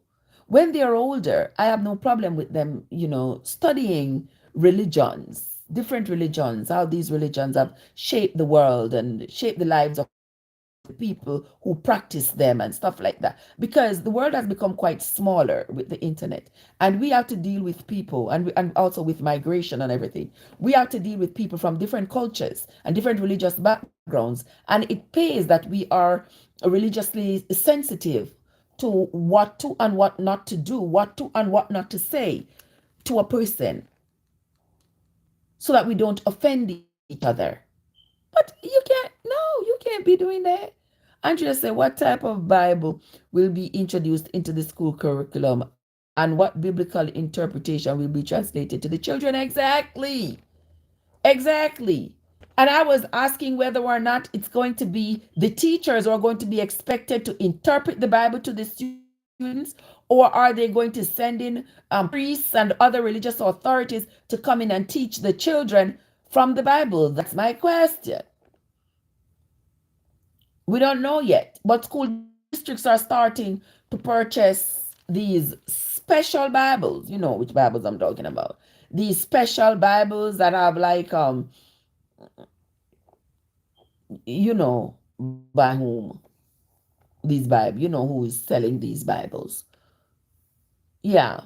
So this is like some kind of a dictatorship. You are going to print a Bible and say this is the Bible that all the students in the schools are supposed to learn from? This is their religious authority? Mm-mm. Something is wrong with that, because that's not jiving with the Constitution of America. It's not. Somebody said, one is being persecuted when the Bible is. No one is being persecuted when the Bible is being taught. Listen, you can study your Bible yourself at home. You can study your Bible yourself. The Bible is not for the school. It's not for the teacher to indoctrinate your child. That's what I'm saying, Silver, and I stand on that. It is not for the school to indoctrinate my child. If I have a religious commitment, I will share that commitment with my child at home. At home. But I don't want anybody at school confusing my child and telling my child that whatever is in this Bible is true and this is what they need to follow, while at home I believe something else and I am teaching my child something else. That's going to cause confusion. That is going to cause too much confusion. Black Royal, what's up? And that's going to cause a lot of antagonism in my household. I don't want that. So the school has to stay out of my religious conviction and leave my child alone. So you're against people teaching lies in the school? I'm against people teaching lies anywhere, not just in the school. I'm against people teaching lies anywhere. But in the school is supposed to cater to all children from all backgrounds. Yeah, if you want your child to study from King James Bible or from King DJT Bible, if you want your child to study from that Bible, send your child to a private Christian school where the Bible is mandatory and teaching from the Bible is mandatory, where they have maybe a priest on staff who has Bible studies with the children and read from the Bible and talk to them about, these stories or whatever. But it is not for the government that is supposed to entertain. Is supposed to be for all the people, not just for some of the people. Exactly, Backward. They want to put some kind of government or whatever agenda. Exactly. And then, just like how the Bible teach hatred, is that how you want your children to be taught hatred and intolerance of their fellow man and the choices their fellow man make? Are you going to be okay with the school teaching your children that it is okay for somebody to be ordered stoned because they stepped out of line? Is that what you're going to be okay with? Because if you tell me that you are okay with this, you have to tell me that you are okay with all these teachings from the Bible. Because I've never, you all who have been with me know that I always have my head in a book reading something. And I have never read a more violent book.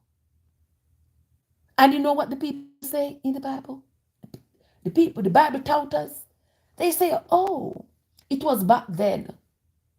It was back then. So if all those murders were back then, why isn't everything else in it back then? I think there need to be a revision, and slavery and death and so much more. Yes, exactly. Because the Bible teaches so much hate. You say that's not true. All them people the Bible stoned to death in the Bible because they dared to not believe or they dared to question. Moses had these people a trip that could take 2 days. Moses had these people going cross sea, same him strike sea and the sea open and go cross sea and spend 40 years in a wilderness.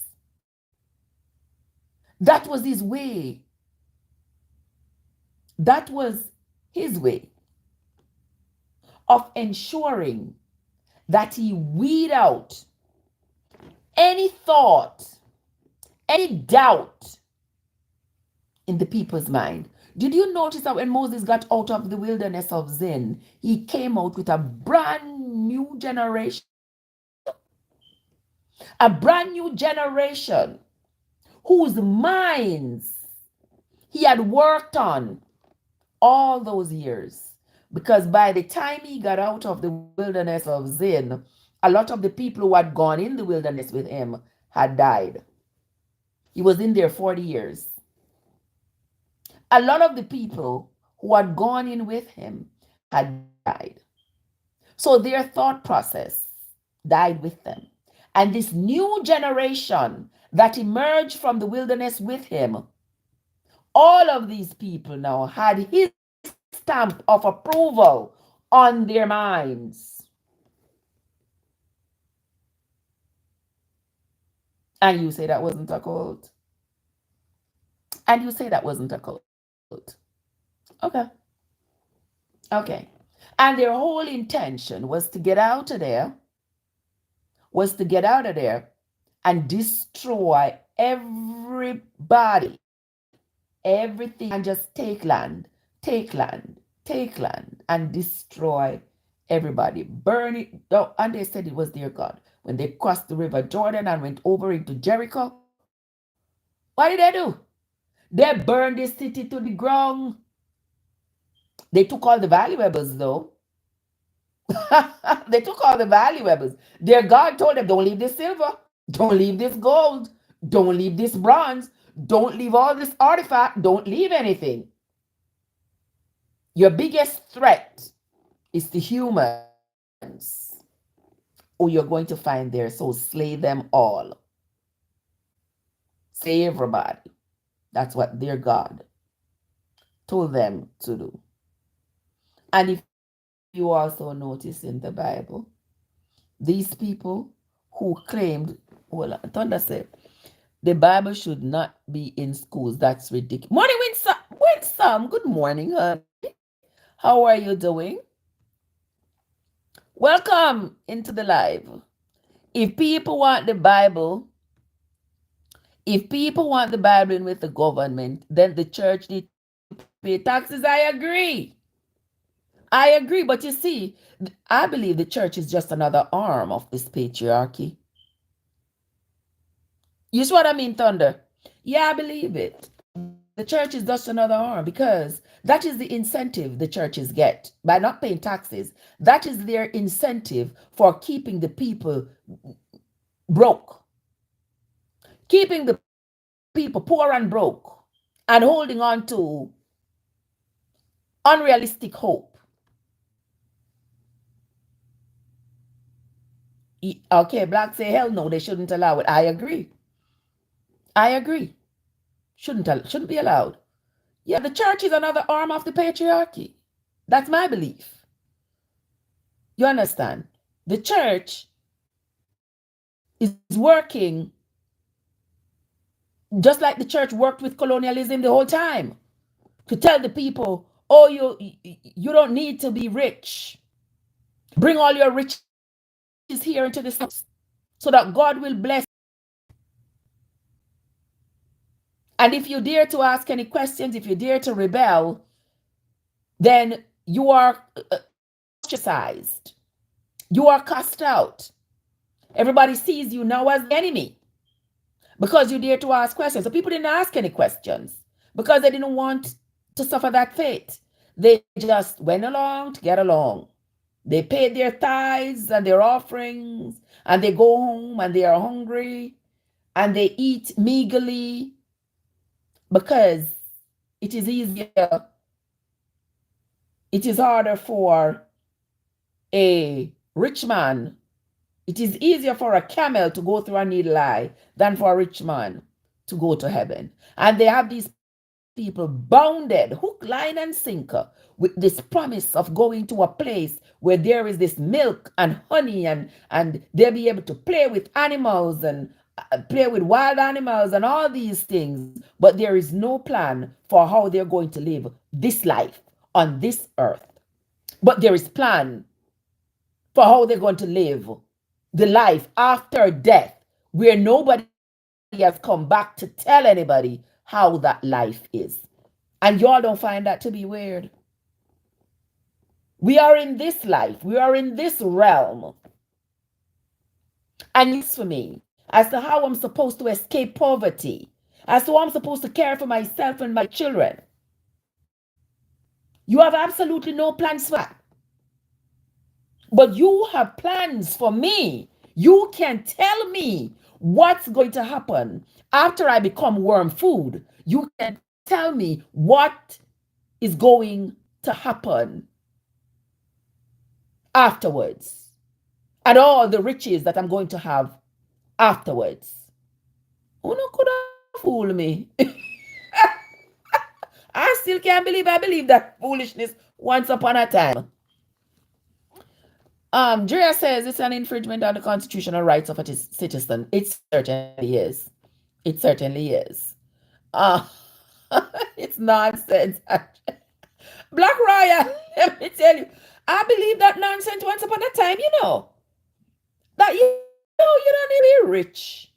You don't need to be rich. And that was inculcated in my mind from a child growing up. My mama always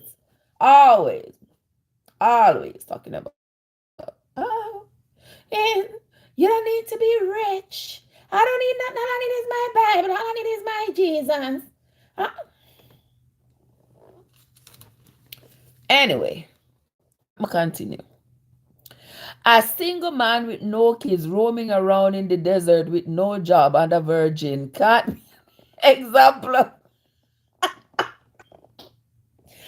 single man with no kids roaming around in the desert with no job and a virgin can't be an example of how I'm to live my life.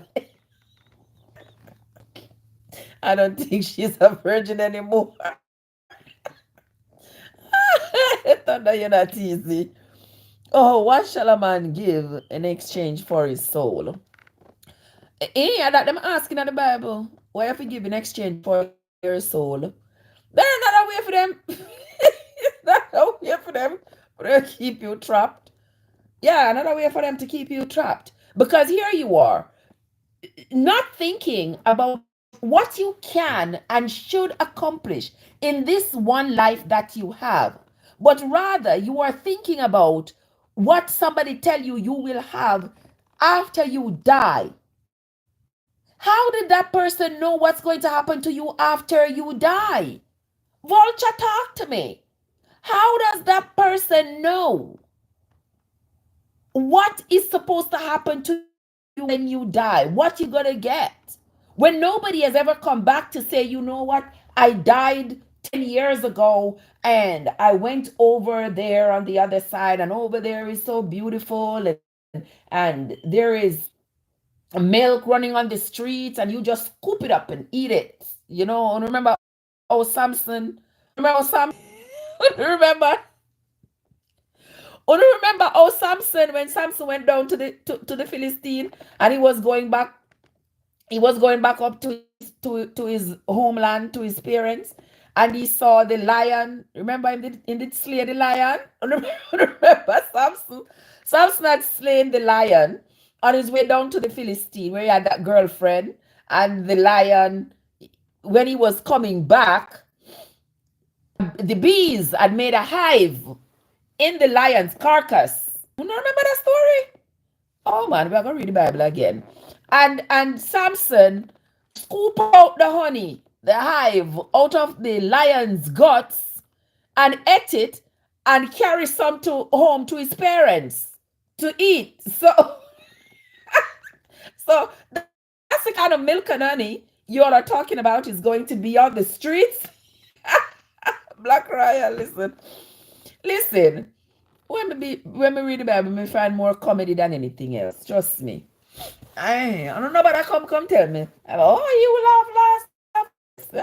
I don't know foolishness. Child, please give me a break. Mama Joy, what's up? How you doing? Somebody says it's the biggest scam. Can I tell you? Bring all your money. Come throw it into the bucket at church. Come throw it. Come give it. Come give all your money in church. Because if you're rich, you can't go to heaven. Well, Pastor, drive on one Lamborghini. Then, Pastor, if you can't be rich and go to heaven, why you doing a Lamborghini and your wife in broad hat and pike heel boot every day?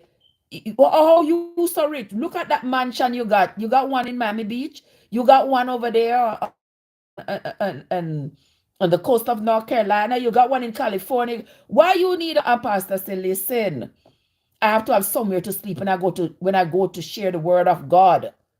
Eh, pastor bank account fat so and poor you can't even find a night's dinner. Pastor said, pray about it, man. Pray about it. Pray about it and ask God to provide. God will provide. Pray about it.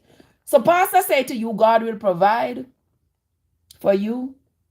But for him, he says, bring all the money into the storehouse. Listen, how do you continue to fall for that scam? At this point, I say y'all deserve it. Because the world is too wide open right now for you all to continue falling for that scam. Y'all remember, those of you who study history back in the day, when I'm gonna take Jamaica for example. Jamaica has a world record for the number of churches per square mile. Of colonialism, the church is what was used. The church was in alignment with colonialism. And so they used the church to control the people. So there were all these missionaries coming from Europe, coming from all over, coming into the island and setting up church. Because what? The people needed religion more than they needed liberation. And so because you went there every Saturday or Sunday and you clap and you sing and they say, oh, you are filled now. You are filled. You need nothing. All you have to do is keep your eyes on the prize, because the prize is that when you die, you are going to go to this place where you're going to get milk and honey and all of this other thing that you're going to get. But you don't deserve it now. You don't deserve it now. So don't even think about it. This world is not your home. You're just passing through. And then they make a song about it. And you sing that song. And while you're singing that song and clapping, it's resonating in your spirit. This world is not my home. I'm only passing through.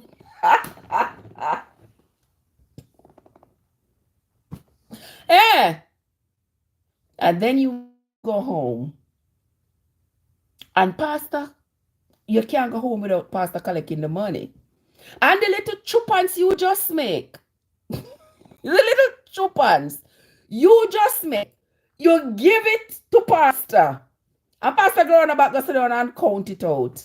And you go home hungry. You ain't got nothing. But you feel so refreshed with poverty. You feel so comfortable with poverty and a promise. Ain't that something? And for your whole life, you live with just the promise of a better life, but you stay comforted with poverty. And every week you work, you take your money to the church and you give it to the pastor. And you see the pastor driving down the road, you can't even get a drive in a car. You can't even get a drive in a pastor car. You saw what I mean, Mama Joy? It's about time that people wake up and start thinking. Start thinking for yourselves. Stop allowing people to think for you. And stop allowing them to bulldoze you. You know, they want to just make you cower in fear. You're not supposed to question the Bible. You're going to go to hell. You are supposed to question. You're supposed to ask questions. You are supposed to. And anytime somebody presents you with something and they don't want to ask questions, it's because there is some hidden truth that they don't want you to discover. You must question it. Are we going to start the reading of the Bible again? We're going to read it again. And we're going to talk about it. We're going to go a chapter at a time, and we are going to talk about it. There has to be an hidden agenda when somebody presents you with something that they don't want you to peruse. And they are telling you that they don't want you to question it. Just accept it. That Andrea says, the Samson with the bee story is like Anansi's story. Exactly. That is Anansi's story. Samson scrape out the honey out of the dead lion and him eat some and carry go give parents them. But his parents them didn't know that the honey came out of the lion. I don't even know why that story, because I don't know how long Samson spent down in Philistine after I'm going down the people them play. I don't remember that part of the story. Oh Samson go down there. I'm born on the people them place after I'm with him riddle me this and riddle me that. Yes. You don't remember that part of the story? Me remember the story completely. But you know, Samson had a girlfriend down there in Philistine. And Samson was broke as funk.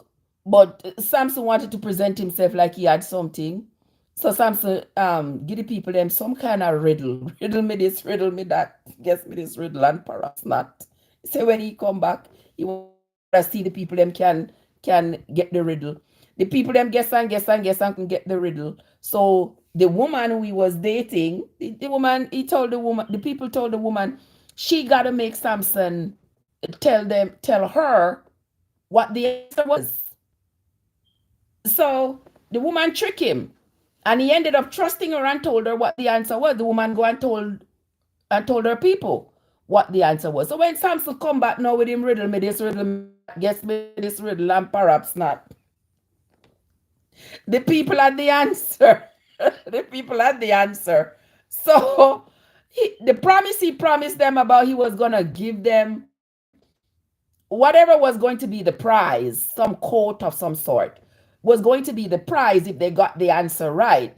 Now, when they got the answer right, Samson can't fulfill the promise because Samson don't have a pot to piss in our window to church. Samson have nothing to fulfill this promise.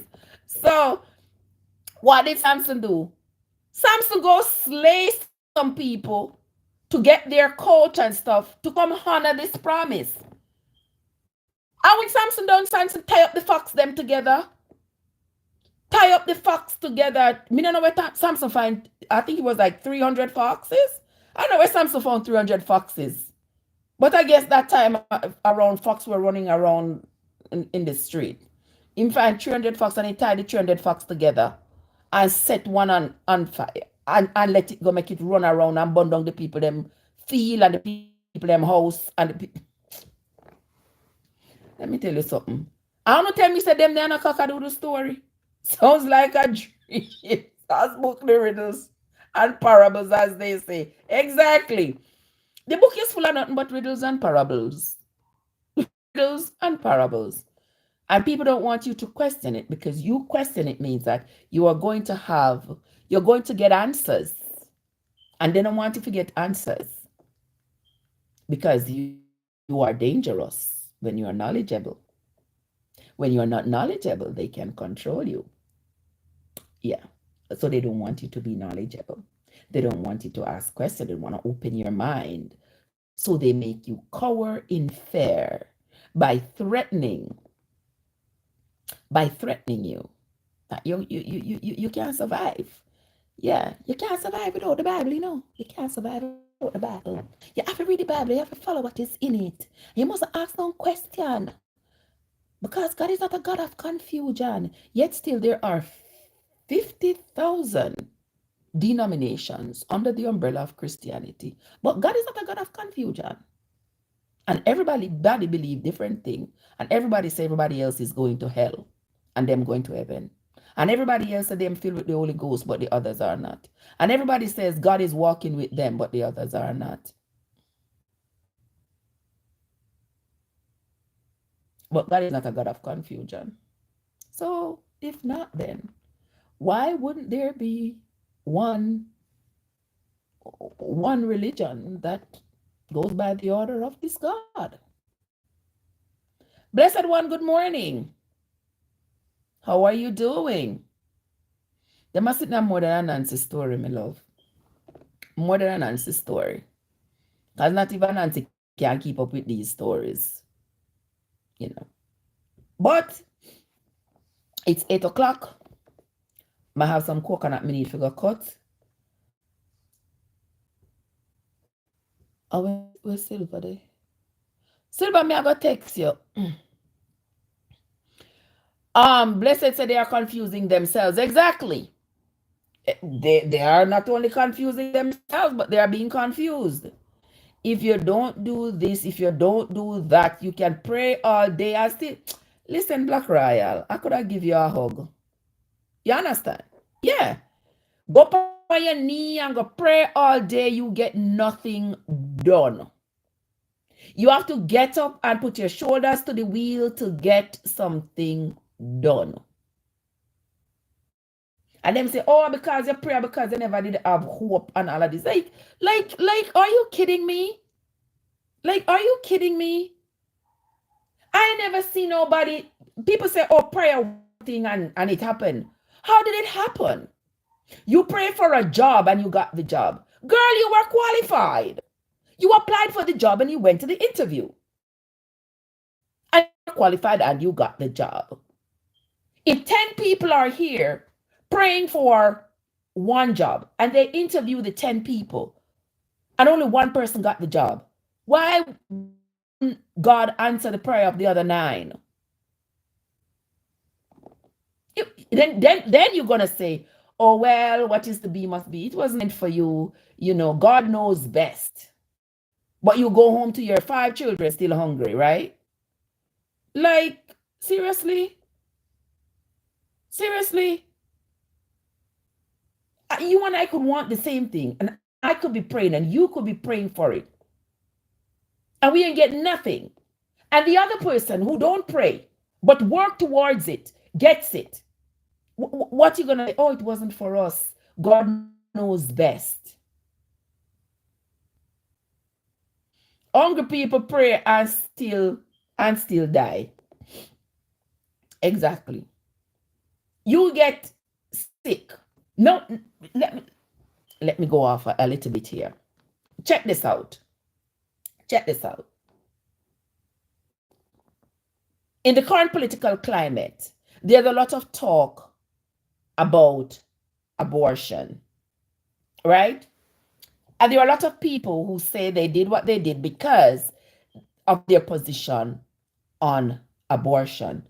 They quote their Bible and they say their Bible say thou shalt not kill. There's not another book I've read with more killings than in the Bible. Okay. But they say their Bible say thou shalt not kill. And they believe that abortion is the taking of a life.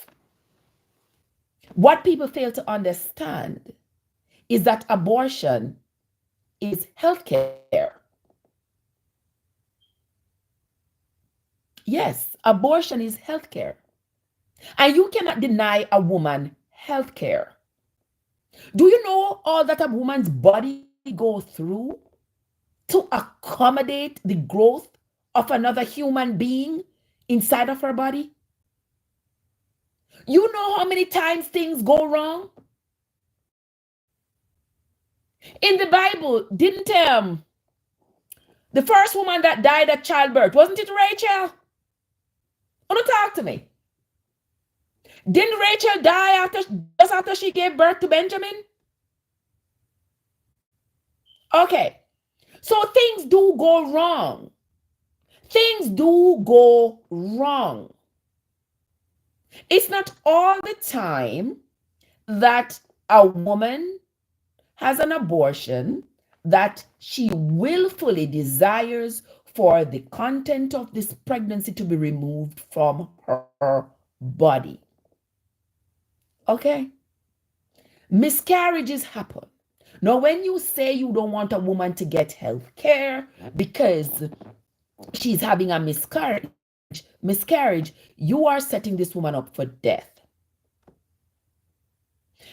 A fetus that is not viable. There is no point in a woman carrying around an unviable fetus. That is death she's walking around within her womb. She becomes septic, she dies. What did you achieve? What did you achieve by allowing the woman who is already alive here to die in the name of an incompletely made being that wasn't even going to be here in the first place by nature's standards? Does that make sense?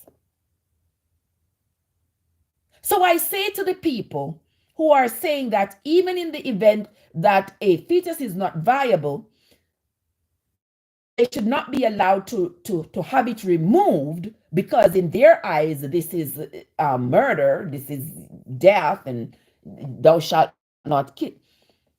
I say to these people, when there is a cancerous growth in your body, don't go to the doctor to have it removed because that is the hand of God. That is God's handiwork. So leave that cancerous tumor alone and let it ravage your body in peace. The same way you want that woman to carry around that non-viable fetus for it to ravage her body and eventually take her life, you should be allowed to carry around that cancerous tumor as well. Fair enough? Fair enough. That's funny you kind of say abortion is healthcare, but the word has a prefix, abort, which means to stop what is being stopped. Great question. Great questions. I said before that not in all instances is it the woman's desire to no longer have the contents of pregnancy growing in her womb. I said that before. Oftentimes, nature is doing what nature sometimes does. So a woman starts bleeding spontaneously. The doctor checks. The woman has lost so much blood. The fetus is no longer viable. The woman can have premature membrane rupture. The fetus is no longer viable. So are you therefore telling me that the doctor has no right to remove that fetus? The fetus is not going to be able to survive outside the womb at that point. Because the environment for the fetus to survive has to be optimal in the womb for that fetus to be brought to fruition. If the environment is not optimal, then it's miscarriage. And another thing too is that a pregnancy can occur at any part of the female's reproductive system. In the fallopian tube, you got an ectopic pregnancy. Are you going to say, well, it's God's handiwork, so we should not, the doctor has no right to remove that fetus from that woman's fallopian tube? Really? The fetus cannot grow there. All that's going to happen is that the fallopian tube is going to rupture and the woman is going to bleed out to death if she doesn't get medical care. And that is an abortion. So you all with this extreme thought, you all are crazy. Sometimes the woman does not have enough amniotic fluid to support the child, whatever the case may be. That child is not that fetus is not going to come to fruition. And the medical staff should be allowed to make those decisions about when the mother's life is in jeopardy and what to do about it. You're with your extreme thoughts talking about, oh, it is the aborting, it is like, are you kidding me? One of my children is 30 years old and he is not viable on his own. Should we abort him or is it?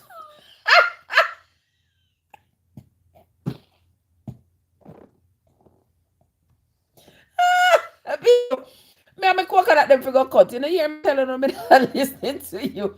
He said one of my children is 30 years old and he's not viable on his own. Should I abort him? Abortion cannot happen after you are born. Then it wouldn't be an abortion. It would be murder.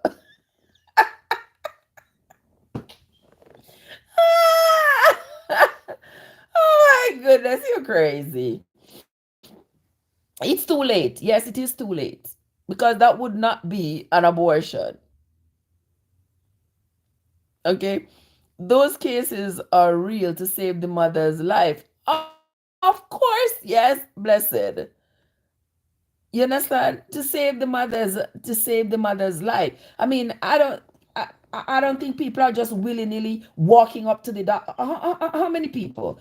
There might be a few people who might say, you know what? Oh, I get pregnant and I'm not married. People always use that. Oh, I'm not married, so I wanna get rid of it. Who are you to decide? It's her body. It's her body. You can decide for her. There's always more eggs and there's always more sperm, and she might end up have a rainbow baby and she might end up being sterile, but that's her choice. But I don't think the government should stand in the way of the woman and say, listen, you are not supposed to. You are not supposed to. And Blessed says, oh, in the case of despite the man, or so I say no. But the thing is, how are we supposed to determine when it is supposed to spite the man? That's where we run into a roadblock right there. How are we supposed to determine why this woman needs this abortion? If the woman, it's a woman's choice.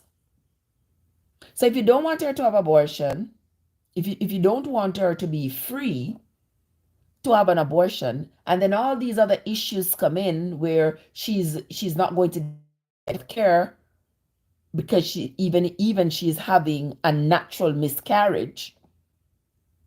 What are you doing? It's like strangling the goat but expecting the goat to stay alive. It don't make sense. You're going to get the outcome based on your action. But it's not her body, it's the baby's body. Say what? It's not what you mean it's not her body, it's the baby's body. It's not, it's not the baby's body. The baby's body develops based on the mother's body. Whatever it is that is going on with the mother's body is what contributes to the baby's development in the womb.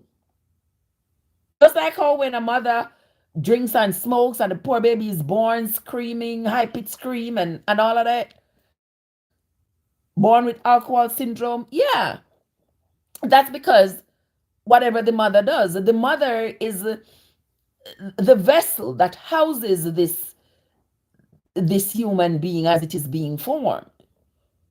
And whatever happens to the mother affects the production of this other human being.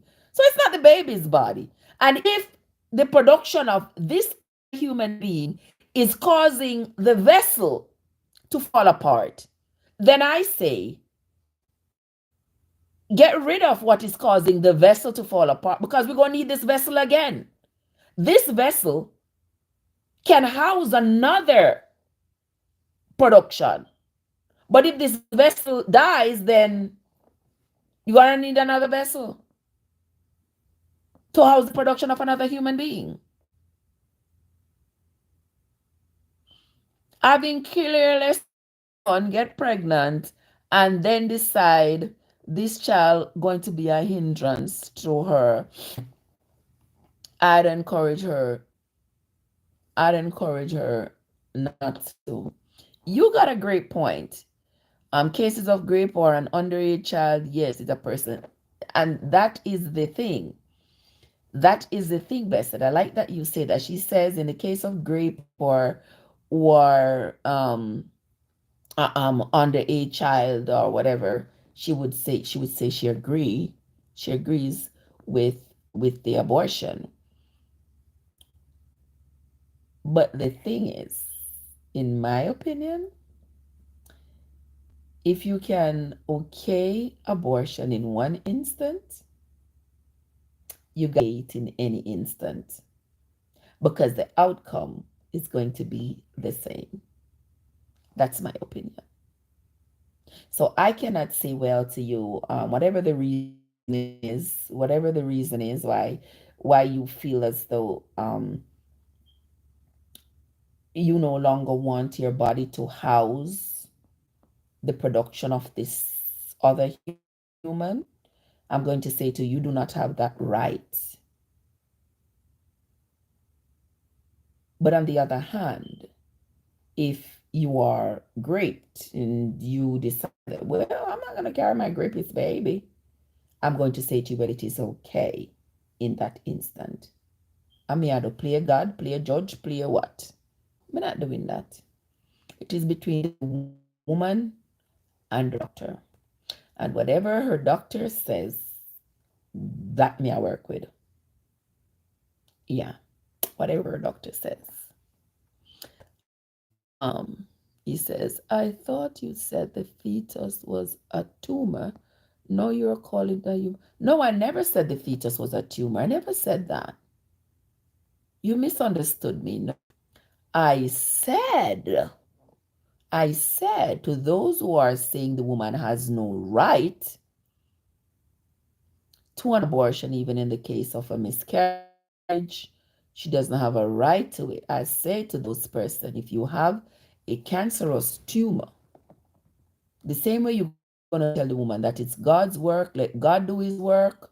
So if the baby live, the baby live. If the baby die, the baby die, but you don't want an abortion, the same way you can say that it's God's handiwork is the same way you should say it's God's handiwork if you are having a cancerous tumor.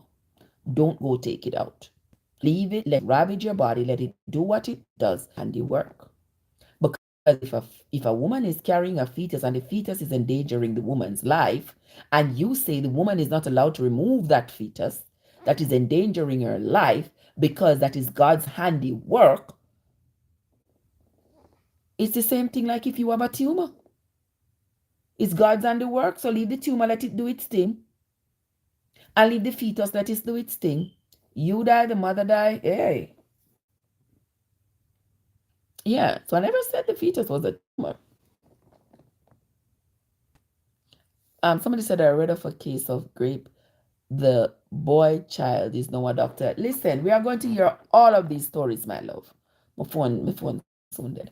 We are going to hear all of these stories. They are absolutely, great stories. I've read stories of a woman who was raped and she had a pair of twins, and the twins are making her proud. And until this day, she never had another child, whether it was by choice or not. She never had another child. So those two children were the only children she was gonna have, I guess. And she would say, well, I thank God I carried them because otherwise I wouldn't have a child, blah blah blah blah. And there are situations like those, but that still does not mean that the government has the right to tell you that you must carry that child. Mental health is real. You can imagine what that does to your psyche. You can imagine. So, I mean, you can find that if a woman could get raped and she could decide to carry the child because she don't believe that she should abort the child, and the child could come up to be the president, could come up to be a doctor, a law, it could be whatever. There are cases like those. But that doesn't mean that everybody who gets raped should be forced to carry that child. Imagine your 13-year-old daughter and your 15-year-old son, and kids go fool around and stop their hormones riding them and all, and your 15-year-old son gets your 13-year-old daughter pregnant, and you say, oh well, it's God's handiwork, let her carry that child. And she carries that child, and that child is born with all kinds of congenital problems. Because not only is that child's father is also his uncle. And you as the grandmother you are, that's your daughter's child and that's your son's child. And the possibilities of that child coming with all kinds of congenital problems is so real. I mean, the trauma that your daughter is going to have to live through all throughout the rest of her life, she's going to have to live with the fact that this child that she carried was her brother's child. Come on now. And you want the child to live with that. And then you're going to shame her about religion and stuff that she must carry. Come on now, people. We got to be reasonable. So the child must suffer for the sins of the father.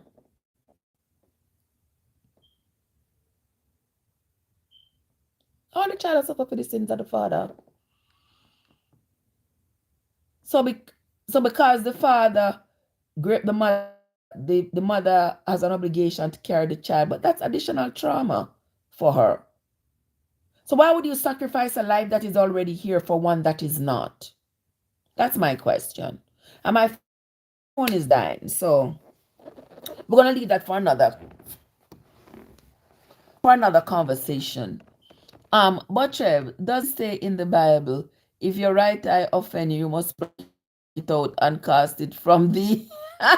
Listen, we're gonna talk about that. We are going to talk about that some other time because we gotta see who spake those words, to whom they were speaking, and what were the circumstances surrounding that utterance, because that could have been a parable that did not mean a part of the body, but meant like a part of the body of the church rather than an individual's body. But I don't have that for you right now, so I'm going to take a look at it and we will talk about it some other time. Also, it all depends on the exactly, blessed. It depends on the age of the pregnancy as well. Somebody says only God can solve problems. Alrighty, all right. And with that, my lovely people, we are going to be off the live for right now. It was an absolute pleasure being here with you all. Those of you on the tube, if you did not hit the like button on your way in, don't forget to hit the like button on your way out. And on my channel, I have revamped it. I've deleted a lot of stuff. But the reading of the Bible, the narrating of the Bible is still on there. I think I have there until Genesis. YouTube and I are working out some stuff, but I think I've read up to Genesis chapter 40. I think is there. So when you all have time and you want to hear what the Bible has to say, but you don't want to have to read it for yourself, go over to my channel on YouTube and listen